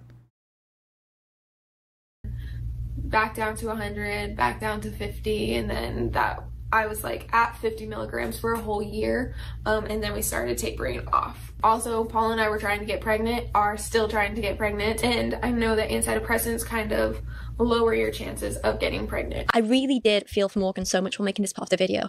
She's super relatable. I've experienced so much of the same stuff as her, and I think she got off because medication's evil. Okay. Well, it kind of sounds like it was a couple things. It was because medication's evil, and because I didn't know that being on Zoloft decreased your chance of getting pregnant. I can tell you that having a homo husband decreases your chances of getting pregnant, but... Sometimes I would literally, like, watching this, I would forget how hateful she can be, and it was this like really weird conflicting experience for me, because I'd be watching this woman, I'd be like, oh god, I relate to her so much, like we have so much in common, I really feel for her. And then like in her little moments of happiness, I was like, oh god, it's so nice to see her like that, and I felt myself like really relating to her and enjoying watching some of these videos and really liking who she was. And then she'd go and say something really hateful, I'd be like, whoa, it's like emotional whiplash. I'd be like, oh god, she just had to throw that in there, didn't she? And you remember who she is and what she's really like. So it was an odd experience. I say she wasn't always miserable though, she did have some happy cheery moments too. In regards to Paul and Morgan's regular content, this was also the time they started making a lot of car-based vlogs, so let's look at a few clips from them. Here's one where, again, they bring up how many arguments they have, how lonely they sometimes feel within the marriage, and perhaps most concerning, Paul says that if a partner is abusive to you, you may need to separate for a while, but divorce is not an option, which is absolutely horrifying. No one should ever have to stay with an abusive partner. I will always keep saying that. They're going to say that divorce is only allowed if someone cheats. Abuse is not grounds for divorce. That's absolutely horrifying. Do you think you have to be 100% sure about the person you marry? That's a question that I think, especially for Christians, they struggle with. I think that if there are two people walking solidly with the Lord, they want to get married, they want to have a godly marriage, then you can make that marriage a beautiful, godly thing. All marriages take hard, stinking work. No matter who you're married to, it's gonna be an interesting She's such an interesting individual. I can't quite figure her out. I mean, I know that I've only been watching her for a few days now, but there just doesn't seem to be a lot of consistency with her. time. Yeah. Yes, there are some people you can marry, and because of their personalities, your marriage is going to be a lot easier, a lot chiller. And then there are other personalities where you're going to have to work a lot harder, but it still can be a beautiful marriage. And Morgan and I get into our very, and I'm just going to say it because it's being real, like, we have had some strong arguments, some strong fights that leave us feeling, it's a crappy feeling when you get into a big fight with your spouse. Yeah. Like a really crappy feeling. Don't think we've had one of those of that magnitude, earthquake magnitude, in a while. But especially first couple years, there were some big ones. And in that moment, you do feel kind of alone. Like, I am not on the same page with my spouse. Although we have mentors and stuff in our life, like, you know, you don't always want to run to them immediately. And so it's just kind of like, I'm just alone in this. Like, I don't know how to fix this. I'm just so alone. This kind of marriage gets very difficult. Things come up that they weren't expecting. And suddenly they're like, okay, this is an awful situation. The girl reviewing them is biased and seems like she's upset that they're Christian rather than looking at them objectively for being problematic. I mean, you know, you're entitled to that opinion, of course, but I really didn't get that vibe at all. I didn't really get the vibe that she was attacking their faith. But, you know, I guess we all interpret everything differently. CC, thank you again. My boyfriend and I are loving the Fundies. We're all having tonight with this new arc. Here's some slushy fun for the heat. I appreciate that, CC. Thank you so much. It definitely is a wild world that I am first getting into here. I'm interested in it. I'm definitely interested in it. I don't know where this will go, but hey. Thank you so much, CC. Cat Stand Meow, you didn't have to do that. A couple of gifted memberships have just come in hot from Cat Stand Meow over on Twitch. Greg Sruder and Gay Ass Otter, welcome to the Twitch team, courtesy of Cat Stand Meow. Would love to see that custom Cat Stand Meow emoji. Thanks, Cats. Thank you, CDM. I did not know this about the person. They're much more selfish than I ever thought. So this is not healthy. We're getting a divorce. And it's like, you know, I mean, biblically, there's not grounds for that.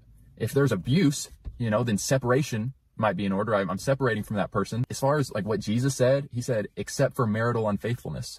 So she just seems like she's just criticizing their faith. Every complaint she has is because of their beliefs. Well, I mean, I see, like, I'm not interpreting that way, so I don't agree with you, but maybe she's criticizing their interpretation of faith.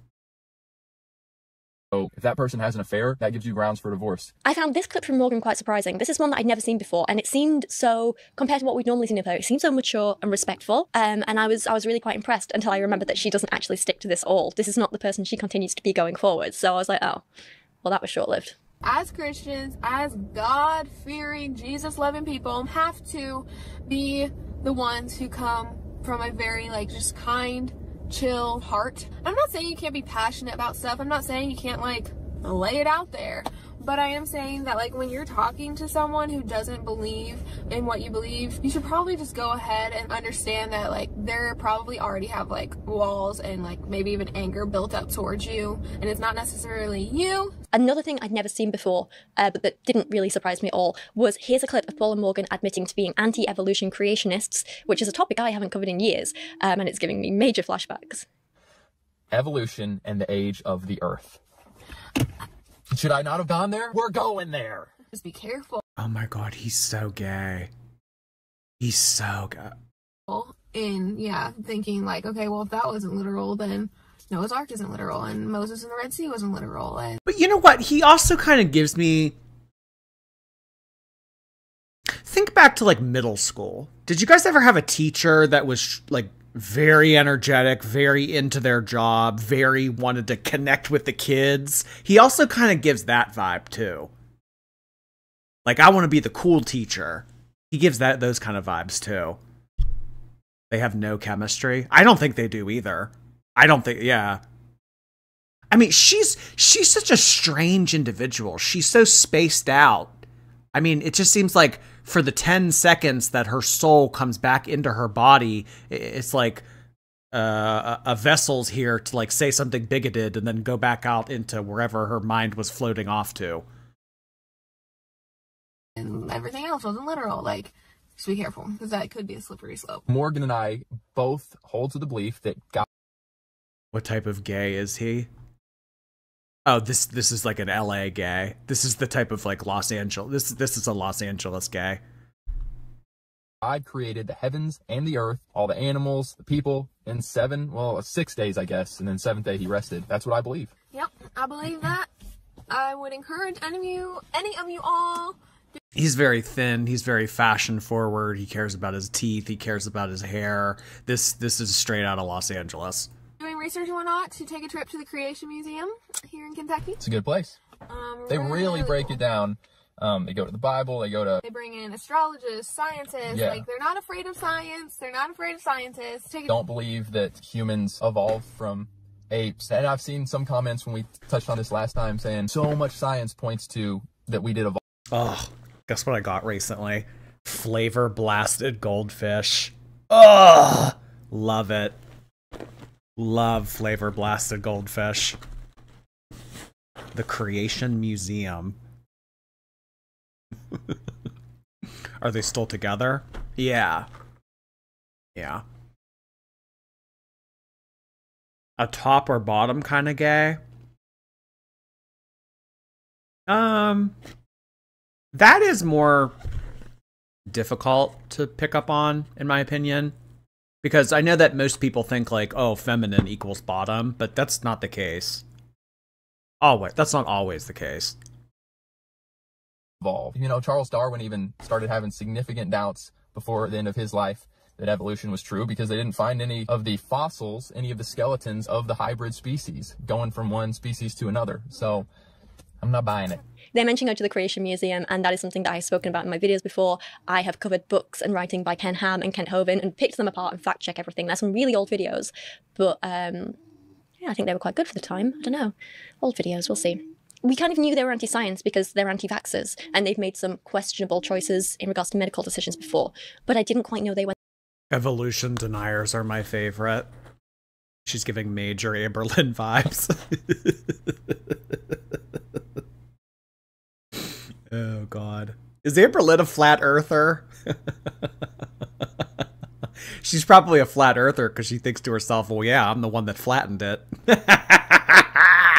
Zing. Went this far, so it surprised me. After a while of making this style of content... Guys, are there some good things about feminism or all these different forms of activism? I believe so, but... Yeah. But are there some concerns we have? Yes. And when we start seeing these women's marches where they're, you know... shouting their abortions, how is that okay? And yeah, I mean, feminism, you know, there's other things that they're standing on and promoting that I don't feel at peace about, and then you go to the Word of God and it doesn't seem like it's lining up. And unfortunately, that seems like a decent amount of the activism that we have, at least in America and across the world. It's activism in the name of good, in the name of fairness, in the name of me, I'm entitled, and it ends up looking not biblical. Yeah. Do you ever not like the way we look in the morning? No. Not a fair question. I forgot that this could actually get pretty... Yeah, I can. Why are they laying down in a car? Intense. Okay, I'll go ahead and answer this question for the guys, even though I'm not a guy. When Paul wakes up, he looks a little crazy. Shouting their abortions. Yeah, maybe the Women's March needed Morgan to play her abortion song on a loudspeaker. He looks like Brendan Urie. crazy sometimes, and it's cute to me though. But it's like, oh, he's so fluffy headed. But sometimes I am like, wow, he is looking rough. Okay. So I wouldn't be surprised, because there are times when I wake up and look in the mirror and think, whoa, I am looking rough. All right, so we got in trouble last time. Loud. Whoa. Right in my ear. If you guys haven't seen it, I think our second biggest video to date with like over 400,000 views is when we got all the guys together and said like the first thing guys notice about girls. And we got in trouble with some that were like, love this video, but you guys were definitely too modest when you answered that question. Because you were talking about eyes and smile and whatnot. And those are things that we notice very quickly. But they were like, if you were being honest, here's what I'll say to go a little deeper. When it comes to certain attributes, let's just call them curves. Okay? For the sake of, the curves are something that a guy will notice. But this is a tough one because for you girls watching this, you think, okay, so guys, show off my booty. She's gonna be secretly miserable every day. If I was her, I would hate my life. I mean, it's no wonder that she almost vomited before saying I do. Genesis, thank you. Yes, more Fundy content. Glad you're liking it. Thank you, thank you. Oh no, Angel, hello. No bodily functions. Chantal is right out. What do you mean I can't shit myself? Oh gosh. Debonair Dreams, thank you so much. He looks like Tom Sandoval. Okay, let me look. Tom Sandoval. Like a young Tom Sandoval.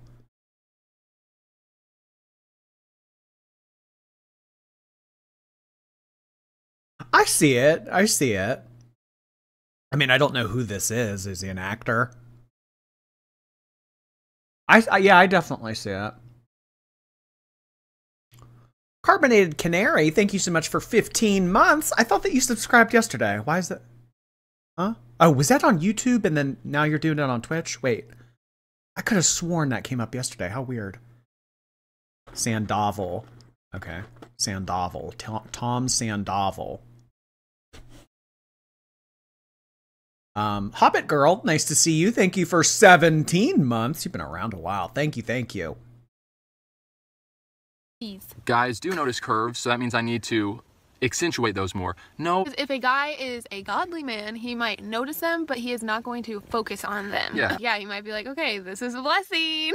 But I'm not going to allow my eyes to focus on these things all the time. And honestly, it would help me as a dude for my girlfriend to make sure that she's not flaunting them a ton so that it doesn't tempt me. Yeah, it can be right. It can be something that I can look forward to when we get married. But if she's flaunting them every time we go out, every time I see her, it is going to be difficult for a godly guy. And you might notice him putting some distance between you guys if you're doing that. Definitely have deep conversations, ladies. We're not airheads that only talk about sports. Okay, some do. Some only talk about sports. Some do. Including these car vlogs, they had two big announcements. Number one, they were becoming certified. Oh, God. You need to have a conversation with us about it, ladies. Oh, he's cringe. He's cringe. I showed this here. I want to go back real quick. I think it was around 33 minutes. I showed this in yesterday's live stream when we were doing Amber Lynn, but oh God, was it 27 minutes? There was a clip where he was like walking through a parking lot and he was like, she's wearing high-waisted jeans and cat eyeliner. Yes. It was the most cringe thing I've ever seen or heard. Where was it? Oh yeah, right around here. Right around here. Babe, what do you got to say? That's exactly how I feel. It's 5:08 and I'm about to take my lovely wife on a date. She's wearing high-waisted jeans and she has the cat eyeliner. Yes, my favorite. Wait, babe, they didn't get a good look. Give him a spin. Lovely. You look so good. And speaking of a lack of modesty at the time, while today Paul... I had nightmares. I had nightmares after seeing that. She's wearing the cat eyeliner and the high-waisted jeans. Yes! Is this like it's cringed that I don't know. It's like if this isn't deliberate, that's scary. Walk you and your person because he wants to wear the cat eyeliner. and one-on-one with the two of us, I guess that's 2-on-2. Yep. 2-on-2 through your premarital counseling to help you all have a healthier, godlier marriage. We want to walk you through a course. It's typically 6 weeks, but that can be customized, helping you and your future spouse learn as much as you can, be as prepared as you can going into marriage. And something which I'm pretty sure was immediately forgotten about, they don't use to this day, and I've never heard them promoting it outside of this short-lived little era. And 2, they announced just 2 days later that they were planning to take another new direction with their content, stepping away from relationship advice and talking more about pop culture stuff. They really do love these big announcements and eras. We're talking about the end of the Paul and Morgan Christian relationship channel. Oh, oh no! Why me? Oh brother, where art thou? Where do we even begin? They're gonna be like, why aren't they crying? Well, here's the reason why we aren't crying.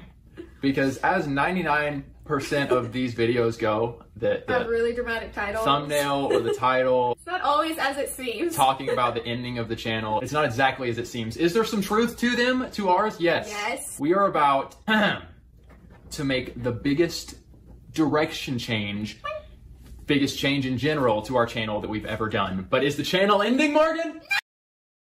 We're coming out together. No, New Horizons, baby, is going to look different. And this doesn't come, it's not like an overnight thing. Like, let's just change up our channel. For the past probably 6 months, longer, Morgan and I have had an increased passion for what we see going on in culture, in life, in faith, in politics. You know, like 3.5 years of making relationship videos. Not to say we won't make any more relationship videos, especially if they tie into culture. Has Jordy watched them argue yet in the horrible pickleball car trip drama? No. I mean, I did see one clip where they argued a little bit about how they didn't have sex as frequently as they wanted. He wasn't having sex as frequently as he would have liked to, so they fought a little bit that, but I hadn't seen like a pickleball in the car fight yet. No. Does he shave his armpits? No, I see hair. Angel, thank you. Holding hands makes babies. Oh, it's that gateway drug. First it's, you know, a high five, and then it's a hug, and then it's holding hands, and then you're knocked up. That's the way it goes. Laura, thank you. My last name is pronounced Hoke. Okay, Laura Hoke, thank you. I can't believe YouTube did not alert me when you went live. Yeah, it kind of seems to have a mind of its own. I'm sorry about that. Thank you so much, Laura Hoke. Horizons, baby, is going to look different. And this doesn't come, it's not like an overnight thing. Like, let's just change up our channel. For the past probably 6 months, longer, Morgan and I have had an increased passion for what we see going on in culture, in life, in faith, in politics. You know, like 3.5 years of making relationship videos. Not to say we won't make any more relationship videos, especially if they tie into culture. You know, we're bringing relationships, we're bringing faith, we're combining all of this stuff to what's going on right now. 3.5 years of doing relationship videos, it's just like we've covered everything. Everything 5,000 different times. Looking back now, was like, this seems like a very, very silly business decision. Because, I mean, yeah, change up your content and topics all you want, right? I mean, I know I do all the time. I go through stages of things I'm more interested in than others. I'll go through like a poetry phase or a literature phase or a fundy phase or a sciencey phase or like whatever. I go through my stages. This is fine. This is normal. People have different interests. You want to mix up your topics all the time. All good. Nothing wrong with that. However, if you want to be giving people one-to-one relationship advice and counseling them, and you're trying to use your platform to find clients for that, maybe don't just stop your relationship content altogether and say, we're not doing this anymore, we're just doing pop culture stuff. That seems like a silly choice. I agree with that. I don't think that you need to make announcements of what you're going to do. Just do it. So began their because I mean, when I first started to focus more on Eugenia content in 2023, and Eugenia started to get more views than Girl World stuff, I mean, how stupid would that have been for me to be like, I'm no longer an Amber Lynn reaction channel. I'm no longer talking about foodie beauty. Like, why would you declare that? Like, if you don't want to talk about something, just don't talk about it. And if you do, then do it. Like, why does it need to be a big announcement? Shift into pop culture content. I think one of the things that prompted them to do this was that at the time they were starting to see a big drop in their views and their channel was just not growing at this point. So they thought maybe covering more trending topics will get them new viewers. Sadly, it didn't really work out for them. As much as they tried to talk about politics and TV and celebrities, all that stuff, it still didn't bring in any new viewers for them, and it didn't really increase their views at all. I think at this point people were sort of over their hatefulness, but the only way they ever get attention was from being, in their words, yeah, rage bait. They're a one-trick pony. Brian Cook, thank you. If she isn't wearing Prada and Valentino while streaming Mayhem, she isn't trad. Thank you, Brian Cook. controversial. So they doubled down and got more controversial, which to them just means being hateful. Does that make sense? It was during this time period that we started to see them produce a lot more homophobic content, a lot more transphobic content. Paul was openly racist. Yes, bring it on! Bring it on! A few times, and they just seemed to get angrier and angrier at the rest of the world outside of their little home and their little bubble of friends. And if that wasn't bad enough, they also mixed some anti-vax nonsense, some body shaming, and started attacking other Christian content creators. Yes, medicine is evil. For not being Christian enough in their eyes. It was less about, ooh, look, we're a silly couple with some extreme beliefs, but we're having fun on camera, and more, well, this is super serious, look at how bad the world is because different people exist, grumble, grumble, grumble. I'm gonna petition to take away your basic human rights.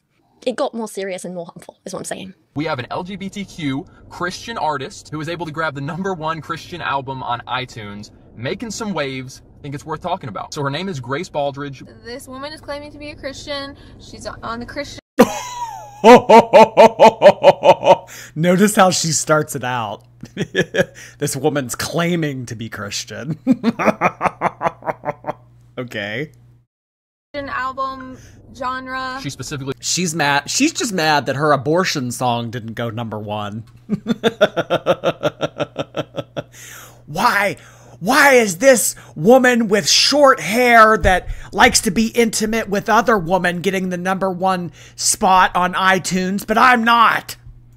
Said in one of her TikToks, This is a Christian album. She called it a Christian album. I submit it to streaming services as a Christian record because it is a Christian record. I'm just not the type of artist that industry likes to promote. There are other Christians that are looking at what she's doing, the content that she's putting out, the music she's creating, the stuff she's saying on her social media, and they are very concerned. And I think Morgan... Who, like you? They're very concerned. And we're going to talk more about this, obviously, but we share... Alright, so here's just a small snippet. She says, my dad's never cursed in his life. I asked if he smoked. He said twice. Well, by that standard, I'm a GD failure. I passed blunts the day I married my wife. But I'm a child of God, just in case you forgot. And you cast me out every single chance that you got. I feel like the line of, you know, she says all these things. She smoked pot. She married a woman. She curses, whatever. And then, but I'm a child of God, just in case you forgot. I feel like this line is just like I can do whatever the heck I want and don't you dare call me out. Don't you hold me accountable. Wasn't that kind of the concept of Christianity? It's that no matter how much you sin, it's like Jesus died on the cross for your sins and you'll be forgiven as long as you accept him into your heart and all that. I just feel like she's using this as a, you can do whatever you want, get out of jail free card, and I don't like that. Well, I mean, you've done shit too. Still a child of God. I'll still be in heaven one day, so you might have forgotten that. Well, I don't like that she's calling herself a child of God. I think it's more so that she has a problem with a gay woman trying to be in the same circle that she's in. I think that that's the issue here for her. Well, let me just remind you. So the obvious question is there in... Because if you let everybody in, if you let everybody be a part of the club, then you can't really patronize other people. And that's kind of the whole point of this. Any moral standard to live by. Where is the Bible in any of her songs? That's my question. Where is the Bible in any of her songs? Well, her song Chicken, it is all about a secret romance that she had, I'm assuming, in high school or middle school with another girl. So why is that on a Christian album? I'm not sure, but okay. Today's video, Demi Lovato has changed her pronouns. I'm assuming that she was okay with This is how they get their views. Just like being controversial, saying clickbaity stuff, rage bait. And then when they tried to do other stuff, it didn't work. So then they went back to saying this kind of stuff. With being called a she up until recently. This is going to be interesting. This is going to be interesting. Oh. It's tough. The world we... Oh my God, his shirt. He has some very interesting wardrobe decisions.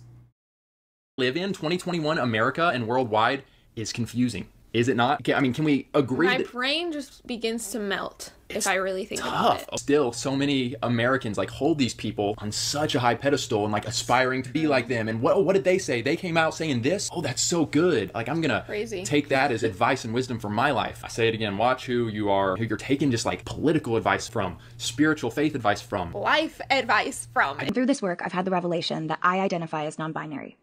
With that said, I'll officially be changing my pronouns to they, them.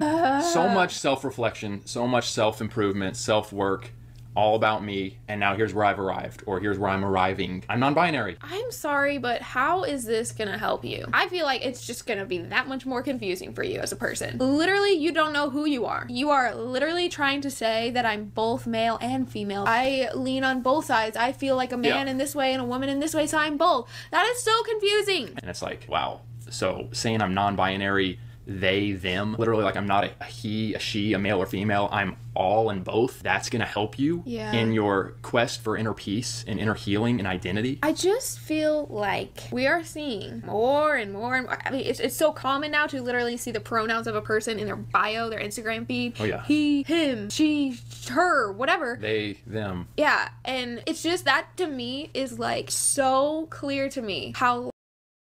Why do they care about someone else's life?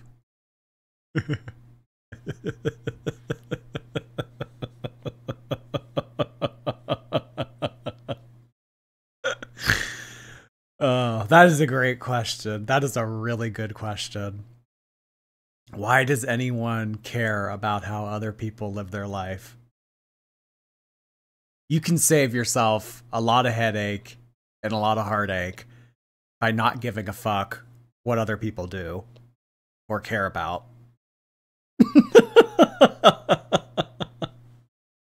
Lost people really are, because they are trying to fulfill. Well, you're stepping on some toes here, because I've seen, you know, the labels Christian and then she, her. And that's just disturbing. Yeah, my pronouns are she, it, her. Shitter. Similar to Trainable Cracker. To me, I'm gonna just say that's just disturbing to me. I don't know what you guys are doing and why, but you need to knock it off. You need to knock it off. We are not lost. Get fucked. Don't take the rage bait, Nino Burrito. Don't take the rage bait. Beat them at their own game. These are just condescending morons, so be more patronizing than they are. I mean, that's kind of what I'm doing with my commentary tonight. You are exactly who God made you to be. There is nothing you need to change. There is nothing that needs to be shifted. That's just where I stand. Assuming you have a friend like Demi Lovato saying my pronouns are they, them, are you able to do that? Because I'm just thinking about it and I'm like, I'm sorry guys, the confusion is just too much. The trying to get me, and Demi wasn't saying it in like a, you guys call me this, but it's just the reality of it. Like, how far are we going to take this? How far are we going to let it go in the name of being loving or being, you know, trying to meet them where they're at? Right. Are you going to call someone a they, which is grammatically incorrect? It just is. Right. I think. Why are they personally offended by this? Because, well, they just talked about it. They tried to not do videos like this. They didn't want to like get into social issues, and they didn't want to make this kind of content because, I mean, this does cause a lot of backlash, and you get a lot of nasty comments and, you know, things like that. And they didn't want to do this kind of content, so they tried to step away from it. But then when they tried to make other content, they weren't making the money that they wanted to make, so then they went back to this kind of stuff. I think personally I would just avoid any type of gender specific nouns, pronouns when it comes to someone who wants to be called they, them. It's just confusion to a new level. And the idea of just... You can't be a they, them people. You can't. I'm sorry. Pick one or the other at least. So you can probably see already they're not being as diplomatic as they used to be. They genuinely seem angry that queer people exist, and they aren't afraid to shout about it. They seem more miserable. They seem more aggressive, more patronizing, and ultimately more hateful. Again, I just want to remind you of Morgan at the start of this video when she was on You Idol, talking about why bullying was wrong and how we need to be kinder to people. Compare that to this Morgan, who is literally screeching and shouting just because a person says they're non-binary, which is something that doesn't even affect Morgan in any way. How can she have gone from this, like, hey, anti-bullying is bad and we should all have compassion for people and to, like, you can't be who you are. Like, it's such a big change in such a short space of time. But it's not even just the change in their mood over the... Pick one or the other is the most iconic quote of hers. I feel like I had seen that video before. Of her screaming, pick one. I feel like I'd seen that video for some reason. Alley Pass, thank you. I'm a literally Anne of Green Gables scholar, and the author was legit lesbian, and the 80s main actor was gay. They're nuts. Anne girls forever. Forever. Thank you, Alley Pass. AV Marie, thank you for 5 months.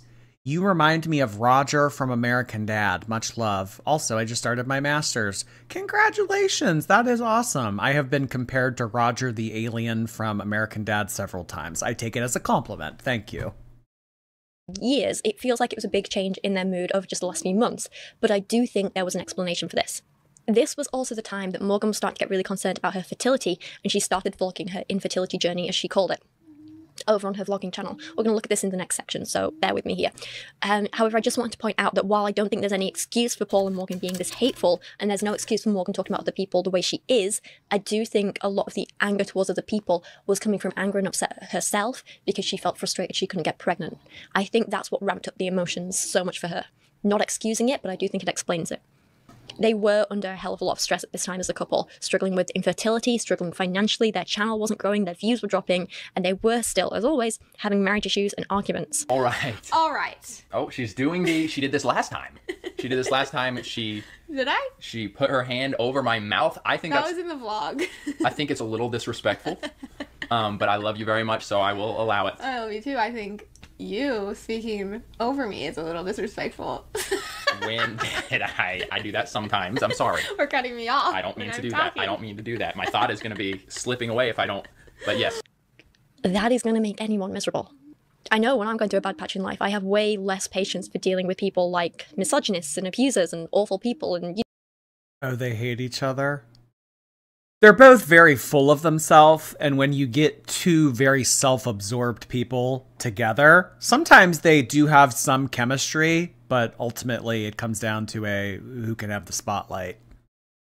You know, the terrible people doing terrible things I talk about in my videos, I have no patience for it. Like, you know, recently I've been dealing with this constant pain. I mean, everything about this couple is me, I.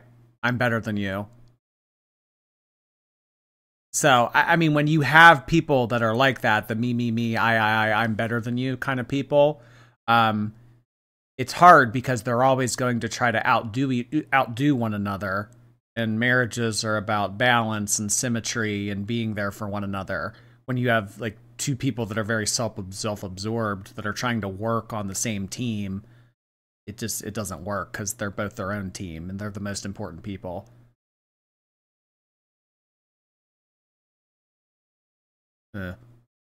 He's mad. Yeah, he does seem to like try to hide his anger, and it's like so obvious. And it's affected my mood, my life, my energy. And because of that, I just have no patience for bad people anymore. And it's like I had people in my last video defending like rape against children and rape of women and violence and all this sort of stuff, and being like, oh well, you know, this child sexual assault material isn't really child sexual assault material because blah, blah, blah, and excuses. And I'm like, well, no, and I just don't have patience for it. So I ended up just blocking a bunch of people because I'm not going to give a platform to hateful views like that. I'm not going to give a platform to people wanting to defend abuse of children, you know, or art or fiction or books or any media that glorifies the abuse of children. I'm not going to give that a platform. And, you know, maybe at one point I would have been like, oh, well, you know, let them argue it out. This is fine. But I'm like, no, like this sort of stuff is really affecting me. Like I'm already completely drained. I have like no energy, no patience. My mood is in the toilet constantly. I'm not going to sit here and watch people. These hater jerks. Billie Eilish, what has her kind of persona, her public persona been up to this point? It's been baggy clothes, kind of the rebellious, baggy, crazy colored hair, and kind of dark, even some would say demonic. I would probably say that to some extent. Demonic. Oh, Amber Lynn wouldn't like this. Billie Eilish is demonic. But I don't want to go too much into that right now and offend you guys so quickly. But a very dark, almost heavy, depressing music and like image. Way she carries herself. Yeah, image. The dudes on here, I would not encourage. I don't like the way Billie Eilish carries herself. He's mad that Billie can be gay. That's really what I kind of get from this, is that they're upset that other people are living the way that they want to live, and they're trying to live a way that it's like a very cookie cutter, you have to live this way kind of lifestyle.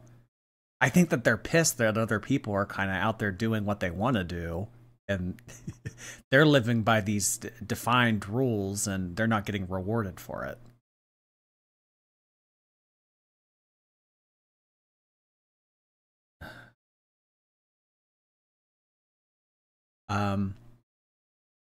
Obese and deceased, thank you. They remind me of the age gap couple, Raph and Aya. Raph and Aya, yes, because he's very that Raph guy. He's very narcissistic. I think that she has a very high opinion of herself as well. So whereas they're not really a religious channel, and that was never really like the forefront of anything that was important to them or what they said on their YouTube, I do see similarities between them and these two as well.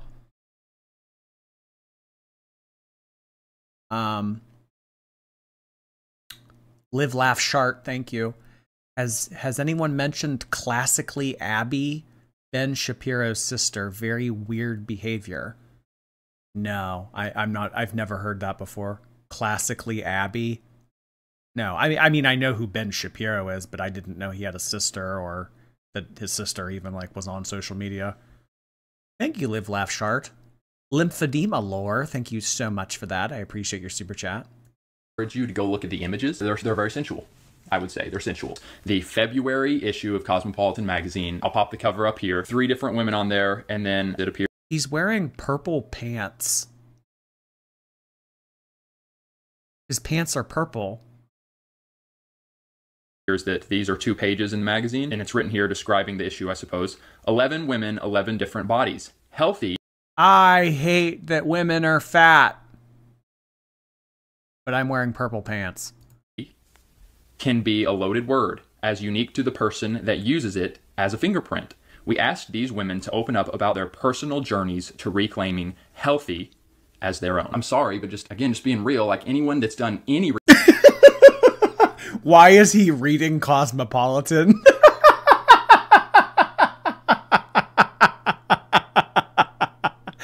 That's a great question. He loves Cosmo. Research with common sense knows that an obese person, that obesity is not as healthy by a long shot as someone who is in shape. And so for them trying to feed us this in the midst of a pandemic where they're all up in arms about one side of health and then trying to promote obesity as being healthy, I was thinking to myself, Cosmopolitans should be ashamed of themselves. It is shameful in my opinion. It's like, this is what we have come to. This is shameful.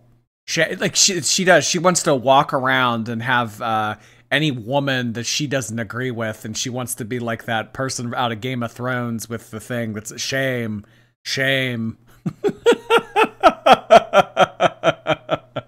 Oh my gosh. This is just like a couple steps away from the people who go to like events and hold up those crazy signs that say like, you're all going to hell and stuff like that. This is what we're pushing as healthy. How do I say this? So the Grammys rolled around. I believe it was on Sunday. Morgan and I did not watch much of it at all. I literally didn't watch any of it. There was one particular performance. I'm just going to say it was grotesque and explicit, involving Megan Thee Stallion and Cardi B.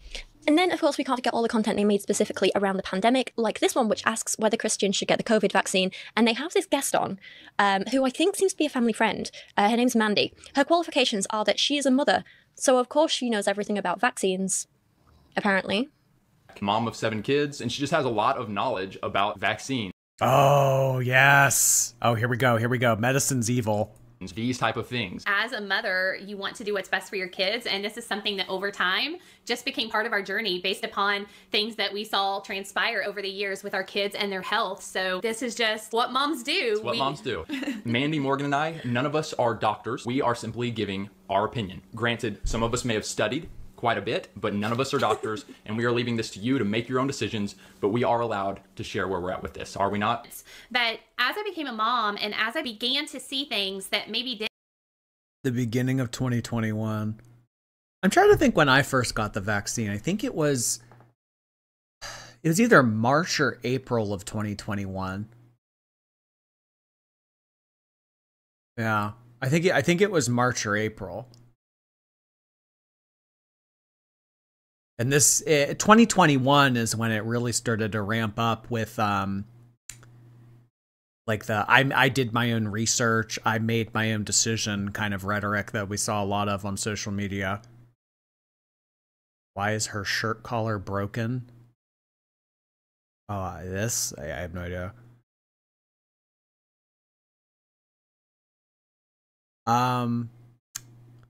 That Syrian chick, thank you. Jordy, Chantal is in Syria, my homeland. She certainly is. We're going to take a look at that tomorrow. Thank you so much for that. Nice to see you, that Syrian chick. Brian Cook, hello. The enemy is making Amber avoid Ozempic. That damn enemy.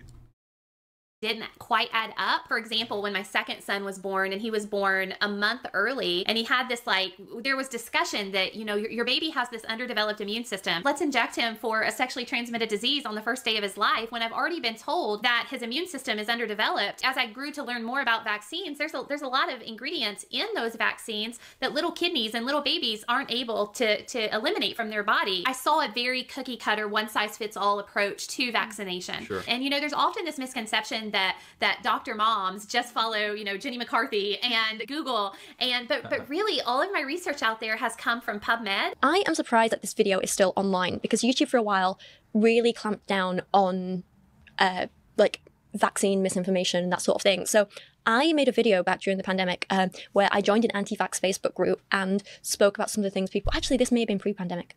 Yes, I remember now.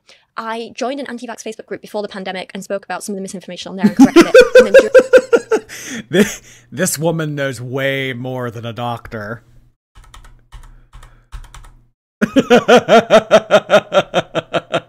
Can't you tell by the earrings? That video got completely blocked and banned on YouTube because they were like, this is spreading misinformation. And I was like, whoa, whoa, whoa, whoa, whoa.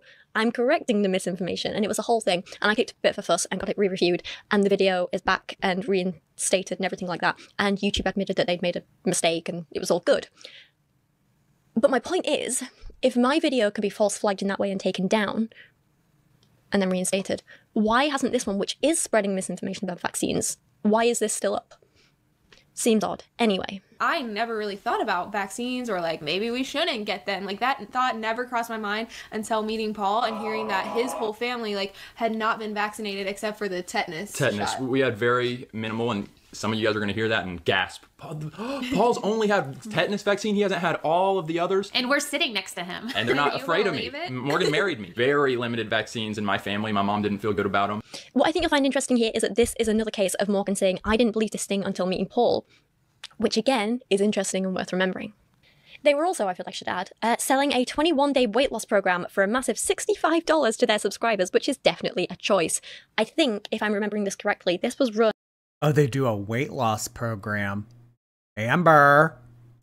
...by Paul's dad, and they were getting like a cut of money for promoting it. So another side hustle, if you can call it, I guess, another project that they abandoned. I don't know, anyway. As they got harsher and more extreme and more harmful with their content, they also started, I think, thankfully, getting quite a lot of pushback. Not only were the YouTubers calling them out, but their own audience was too, and it seemed like in every video they were opening with a, hey, please don't come for us, disclaimer. And they were making, oh my god, we got criticized for this thing, response videos more and more often. Not only did they just refuse to listen to anyone and just double down, but they also started to be more racist too. And this is something we'll come back $65.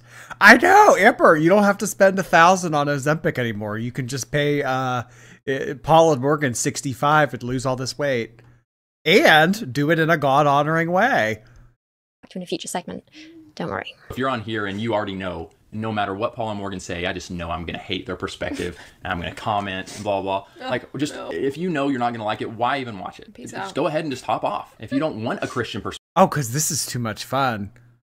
Oh, listening to you babble bullshit. Oh, this is don't like it, don't watch it. No, I don't like it, so I want to watch it. Perspective, which it's fine. Hop off. Hop off. Hop off. Hop off. Hop off. Hop off. Hop off. Hop off. Hop it off. Hop it off. Hop it off. Hop it. So yeah. Is that a real song? We're always going to be raw. We're going to be bold, and we desire for you guys, for all of us, to live in more and more freedom. And oftentimes that's going to push against what the culture is trying to feed us. We know that no matter what, this topic is going to get some of you all riled up. It's just the nature of this topic. We know that people are going to be watching that have very strong opinions on this, and we want to say, guys, can we just lower the intensity of those watching that may already be on edge? Can we lower that? And some of you guys might comment and be like, wow, you're talking about this and you haven't even watched it. Well, from the 23-second GIF thing that we saw, like, that is all we needed to see. And from the few images Oh my god, him correcting her. That we saw as we were doing some research, again, all we needed to see to know this was disgusting. And Morgan and I responded to the J-Lo Shakira halftime Super Bowl show. That video has gotten a ton of heat, a ton of backlash. We're coming back at you even harder. That's right. We made our video. We're here to say even more stupid shit. And we'll post it below if you guys want to go watch that or rewatch it. The comments on that video, and I'm just gonna like read you a few real quick, whether it's people saying they're Christians and then they're bashing us, or people that are just bashing.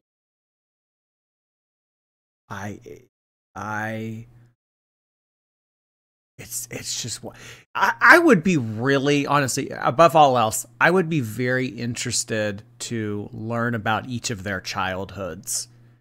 I've seen a couple videos of his family, and his family is also like super like this as well.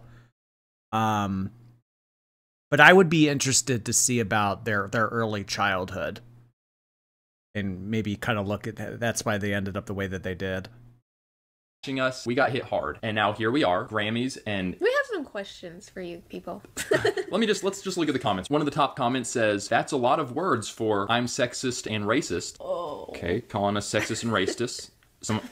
Whoops. Here's one that says, "This is just so pathetic. Honestly, I almost feel sorry for you, Paul and Morgan. Y'all are so close-minded and bigoted. You can't possibly love others the way you claim to." And just to remind you guys, we said, man, this halftime show with Shakira and J-Lo flaunting their bodies, pole dancing, shaking it all over the place. Bringing kids onto the stage while wearing promiscuous clothes and shaking their bodies around like crazy nuts. And so let me keep going. "You, my friend, have lost a subscriber. As a proud Hispanic/Latino and follower of God, I am extremely disappointed in the bigotry and hypocrisy in this video." And the comment goes on. Wow, that's crazy. "Unsubscribed. Shielding your eyes from things that can be tempting for you. I respect that, but in regards to other cultures, your ignorance shows." With these comments and stuff, we also got several comments from other people saying, I'm Latino. This is not right. This is. I bet they were raised in an extremely strict household. I feel like you can go two ways when you're like raised in that kind of environment. You can either turn 18, cut your family off and never look back, or you can kind of become what you were raised to be.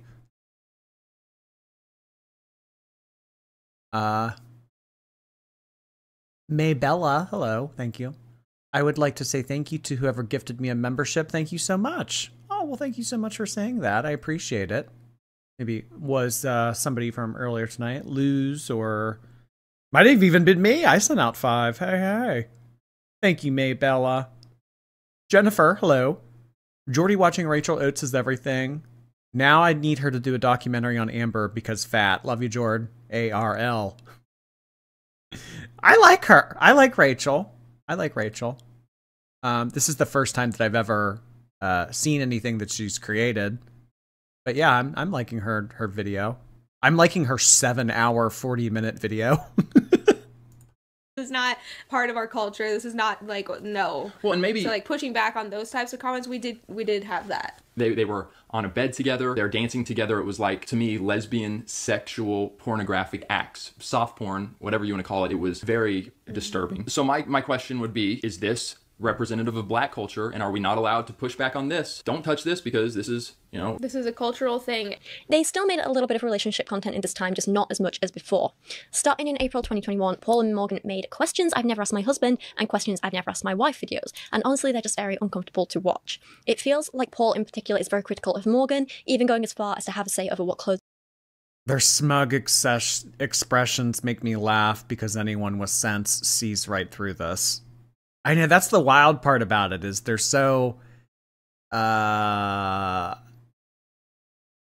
thoughts and like what they say is so outlandish, but they think that they're better than everybody else. she wears, and... I don't know. I think that for some cases, you just need to let people live in their own little world. In a lot of these questions and answers, I feel like these are conversations they should have been having in private, not on camera and posting to the public. What is your least favorite piece of clothing that I own? Now there... What is he wearing? Is something that I can answer. Oh, wow! Wait, do I have to be honest here? Like, yes, it might be offensive. I want to know if it's something that I wear all the time, then this is awkward. Okay, hold on. I'm gonna have to narrow it down because a couple come to mind. Oh! Are we wanting to be real or not? You are going down! Are we wanting to be real or not? I don't love your shirt that says family on it. Oh, it says we are family? We are family. I just don't really love that shirt, and I don't. Big. It is big, and I don't really like your white hoodie that you were wearing earlier today. All right, next question. Next. That is a cool hoodie. It says good news, and on the back of it is like this big newspaper, and it says Jesus is King. It's not the design that's on it. That's pretty cool. You don't like hoodies at all, though, because you're annoying. Okay, is this how the whole video is going to go? Can we get this out there? Is this how the whole video is going to go? You ask me a question, I answer honestly. I just have to... I don't want women to wear hoodies because it makes them look frumpy. Clarify, he doesn't like hoodies at all. There's not a single hoodie I could find to wear that he'd be like, I love that so much. And you might be right. I am right. But there's also a sweater you have that I don't really love either. Oh, what? Which one? My dirt bike one? Actually, no, I'm coming around to that one. I'm coming around to the dirt bike sweater. All right, next question. But listen, Trust you guys. me, there are plenty of clothes I don't like in Paul's. And I want to hear. And we'll get to that in our next video. What, like literally anything? I want to hear and make adjustments where necessary. I really do. But you guys, like, I love Morgan so much. She is mindful that, like, clothing and stuff is something I have preferences to. She's mindful and is sweet most of the time. On a scale of 1 to 10, how well do I kiss? I'm the only woman he's ever kissed. It's funny because, like, when we were early in marriage, I feel like, and you tell me if you see it differently, but kissing was like a little bit, and maybe this is not good, but kissing like was just like a little bit of a bigger deal. And now like we still kiss, but it's not quite the same significance. Is that? There he goes with his hands again. Yeah, he does do a lot of like, he's a very animated man. I mean, animated is one way to put it. Only woman. I'm the only woman. He's yeah, the only. Yeah, notice how she specified the only woman, not the only person.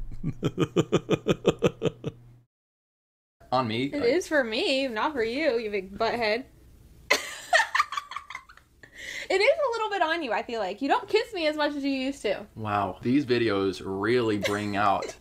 And we need to be careful with that, because we're only 5 years into marriage, so what's it going to look like in 15? This is good. This is good combo. This is real, guys. Like, this is real. But no, that's good. Like, because I'm just articulating where I'm at. Because the question was like, is Morgan, you know, on a scale of 1 to 10, where is she kissing-wise? I probably need... But that's the thing also is like, when it comes to intimacy, I am wanting to take time and go slow. It's not like I'm just trying to like move on from that. He wants to go slow. He wants to go so slowly that they don't do it at all. I want to go slow. But sometimes you don't even start out with that. I will intentionally try to pay more attention to kissing. There we go. Guys, I'll let you know in a few weeks how he's done. Well, okay. I mean, I'll just be honest with the first thing that came to my mind. Okay. And as you said earlier, part of this might be because it's that time of month. But Morgan is quite emotional and feels stuff, and the way that she feels, the emotions, plays a pretty big part in how that day is going to go for her. And so she wakes up and she has significant emotions about life. It's probably going to make your day harder. And earlier I was just encouraging her, you know, all of us that are emotional, like emotions aren't bad, but let's make sure that we don't give them too much power over how our day's going to go. And I just want to like preach the word and say, look, Morgan, like, Be joyful always. And we all know that's really helpful. Give thanks in all when we're circumstances, feeling low. it says in Thessalonians. Morgan, what's one way you feel misunderstood online? I feel like the most common misconception about me is that I'm like this. Ew, why would you say that? Well, this is the type of behavior that she exhibits this kind of time of the month. Oh my god. They're both horrible. I can't tell which one's more horrible yet. It makes my day harder when my wife is off antidepressants.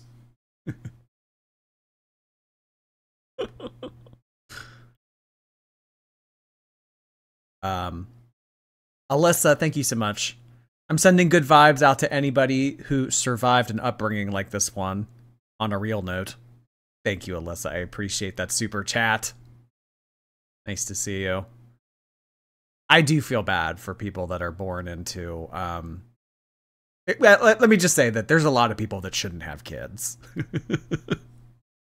Really hyped up, fiery, like bah, bah, bah, person, and like I don't know how to chill and just have a fun time. That's just like the furthest thing from the truth. I'm fiery for sure, and anyone in my personal life knows that. I know that. She was very normal before she met him. I remember, yeah, in the earlier part of this documentary, before YouTube, like before they had their channel and everything, and it talked about like before they even became a couple, they seemed like very different people than what happened.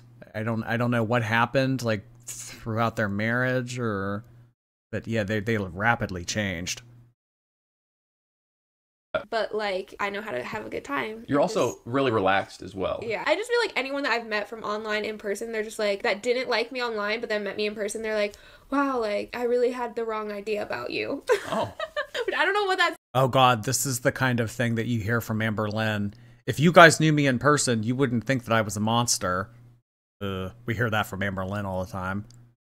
Says like, do I need to act different online? Like, I feel like I'm myself online and offline, but I think those people that think that are people who set out to not really want to like me. Because you're pretty goofy. Yeah. Online as well. All right, I wasn't sure about asking this question, but I do think it needs to be asked because of the direction that it went in our last video. Let's go ahead and swing it your way. Okay. What's your least favorite piece of clothing? What's your least favorite piece of clothing that I wear? Oh, you weren't gonna ask this, huh? Well, I wasn't sure about it. Just answer the question. All right, next question.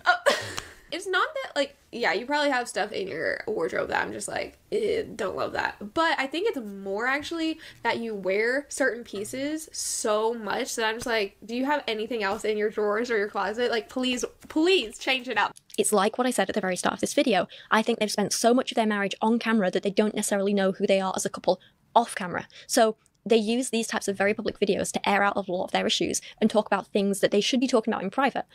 But of course, the public are watching these and can criticize them for it. Yeah, because their whole relationship and then their whole engagement and then their whole marriage was online. They're using YouTube. That's a very good point that she just made.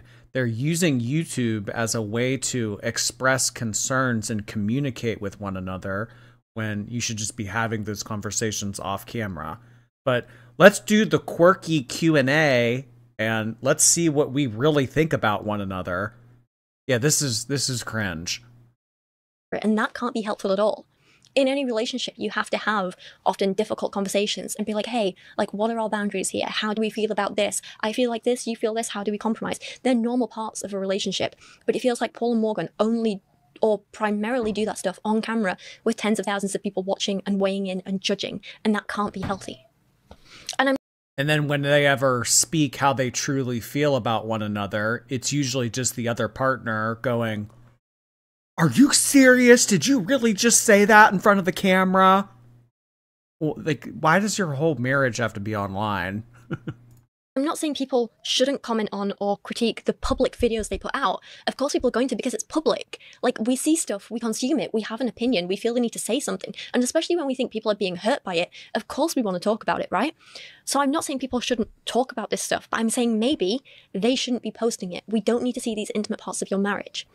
And I don't want this to be victim blaming, and because I don't want this to be like, oh, well, you shouldn't be wearing this skirt, you shouldn't have posted the video. But I do feel like this is a little bit different because, like, maybe you shouldn't be posting the videos. The next clip I want to show you is gross and serves no purpose other than to show Paul and Morgan's views on bodily functions are very different to what they were a few years ago. Remember Michael and his women shouldn't have bodily functions argument, and Paul being like, yeah, bro, you're right, bro, yeah. Then we get this. Paul is also a bit of a hypocrite, and Morgan is... I don't even know what to say about this clip. I'm sorry, it's gross. I just want to prove a point that they keep changing their mind about things. Literally 2 years into marriage, still hadn't farted in front of him. 2 years. She went 2 years. Bless you. Bless you. I just personally, like, that's just my, like, I don't want to fart in front of my husband. That's weird to me. So 2 years go by, hadn't done it. We go on this camping trip with Paul and his parents, his brother. Him and his brother were literally farting the entire week, non-stop. Hey. Non-stop. Okay. In this tiny RV. I'm okay, sorry. It's not tiny, but it's tiny. With I'm all sorry. of us S'mores, baked beans, hot dogs, cream soda. It's moving from a healthy diet to who knows what you even call that. So we're literally in the outdoors. They couldn't have literally stepped less than 12 inches out to the door of the RV, farted out there, let it air out. I'm and then owning it. It was my bad. No. But go back to the original question. So I am like getting sick of it because they're disgusting and smelly. Okay, this is too much detail. Like I can't sleep. They're so smelly. So one night they act like kids. They act like actors. Him especially. We're all about to go to bed. Ugh. Me and Paul in this pull-out couch thing. His brother and his 2 kids up in this other area. They decide, all 4 of them decide to like let them rip right before we go to sleep. This is way too many details. So I decide I'm over it. I've gone 2 years. I have not allowed my husband to witness this. I'm done. I literally jump on him. I sit on his face and I fart in his face. That is way too many details. They needed to know why I decided to do that. Guys. Okay. Maddie, thank you. Happy to see you exploring new topics. Enjoying the fundies. Much love. I appreciate the support, Maddie. Thank you so much. Definitely different from Girl World. Definitely. Angel, hello. Fundy Sporticus. Appreciate that, Angel. Thank you. Natalie Adams, hello. This was my life. Oh, gosh. Ugh. Well, you made it at the other end. Gay Frog Wizard, hello. That if your beliefs are like this, it's worth critiquing, even if Rachel was only focusing on that. Their beliefs are part of the problem. Boy, a very controversial super chat. Wouldn't expect anything less. Thank you so much, Gay Frog Wizard. Tipsy Shrimp, hello. Thank you for 3 months. I appreciate your prime. Hello, hello. Race Noodles, thank you as well. They're so uptight. Maybe they need to loosen up. Bad. Bad. Amanda Lauren, thank you. You need to get up to date on OK Baby lore. It's a wild ride. I've never heard of that. OK Baby? All right, I'll take a look at that. OK Baby. Bibliophile, thank you. Jordy, look up Christians against dinosaurs. What? Christians against dinosaurs. Okay, so OK Baby and Christians against dinosaurs. I have it up here in my mental bank. Gay Frog Wizard, thank you again. Quick rant over, back to being gross. DoorDasher tending to Ambi's Moist Folds arc incoming.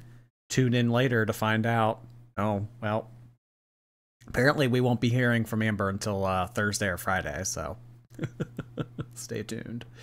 Alyssa, thank you. I don't even smoke, but they make me want a cigarette.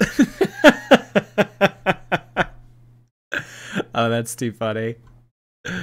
Taryn, thank you so much. I just hopped on. I love these crazy YouTubers. They're insane. Certainly a lot of what they say is out there, to say the least. Elena, thank you. On a Sunday, a random lady gave me a letter telling me that I need to get saved before the world ends. I grew up in the church, but I guess I give off a vibe. Yeah, maybe she felt that you needed saving. Well, I don't know. She just wants you to be a part of her team before the rapture, I suppose. Genesis, thank you. They're projecting their unhappy relationship onto everyone else. Yeah, that's a good way of putting it. We're miserable, so you all have to be miserable. Let's fight about it. Obese and deceased, thank you so much. This couple reminds me of that age. Oh, we talked about that earlier. I'm sorry. Gay Frog Wizard, thank you. Paul and Morgan go to Hot Topic Challenge. Oh God, they would probably just walk in and cross their arms and say, "Oh, can you believe this? Can you believe that people sell this? And can you believe that people buy this? This is horrible." Just walking around being angry all the time. Abby Luna, thank you so much. He can't blame the gay on the vaccines. Maybe he could blame fluoride in water or something. Patchy Flower, thank you so much for your Prime subscription. Appreciate that. Hello, hello. Jerniker, nice to see you. I'm Replay Gang, but this couple screams lavender couple. You know what? And I've been seeing that a lot in the comments tonight that you guys have been saying that. Lavender couple. I don't know if I've ever heard that term. A lavender marriage is a heterosexual marriage where at least one partner is gay, often entered into the marriage to conceal the partner's sexual orientation. Oh, today I learned a new term. Lavender marriage. I mean, I've heard of like a beard, like as like a man having a beard. I've never heard of lavender marriage, though. That's interesting. Huh. All right, everybody. Well, I think that is going to be it for today's live stream. This was fun. So I'm thinking for the rest of the week, how the rest of the week is going to play out. Tomorrow we're doing Foodie. Thursday we're not streaming. Friday will be Amber Lynn. Saturday, maybe Amber Lynn as well, but I'm not sure yet.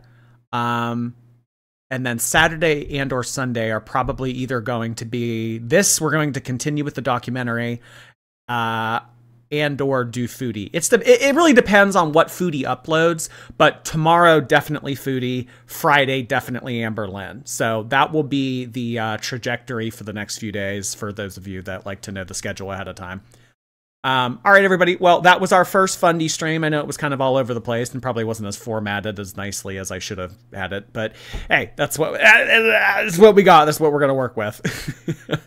All right, everybody. Have a good rest of your night.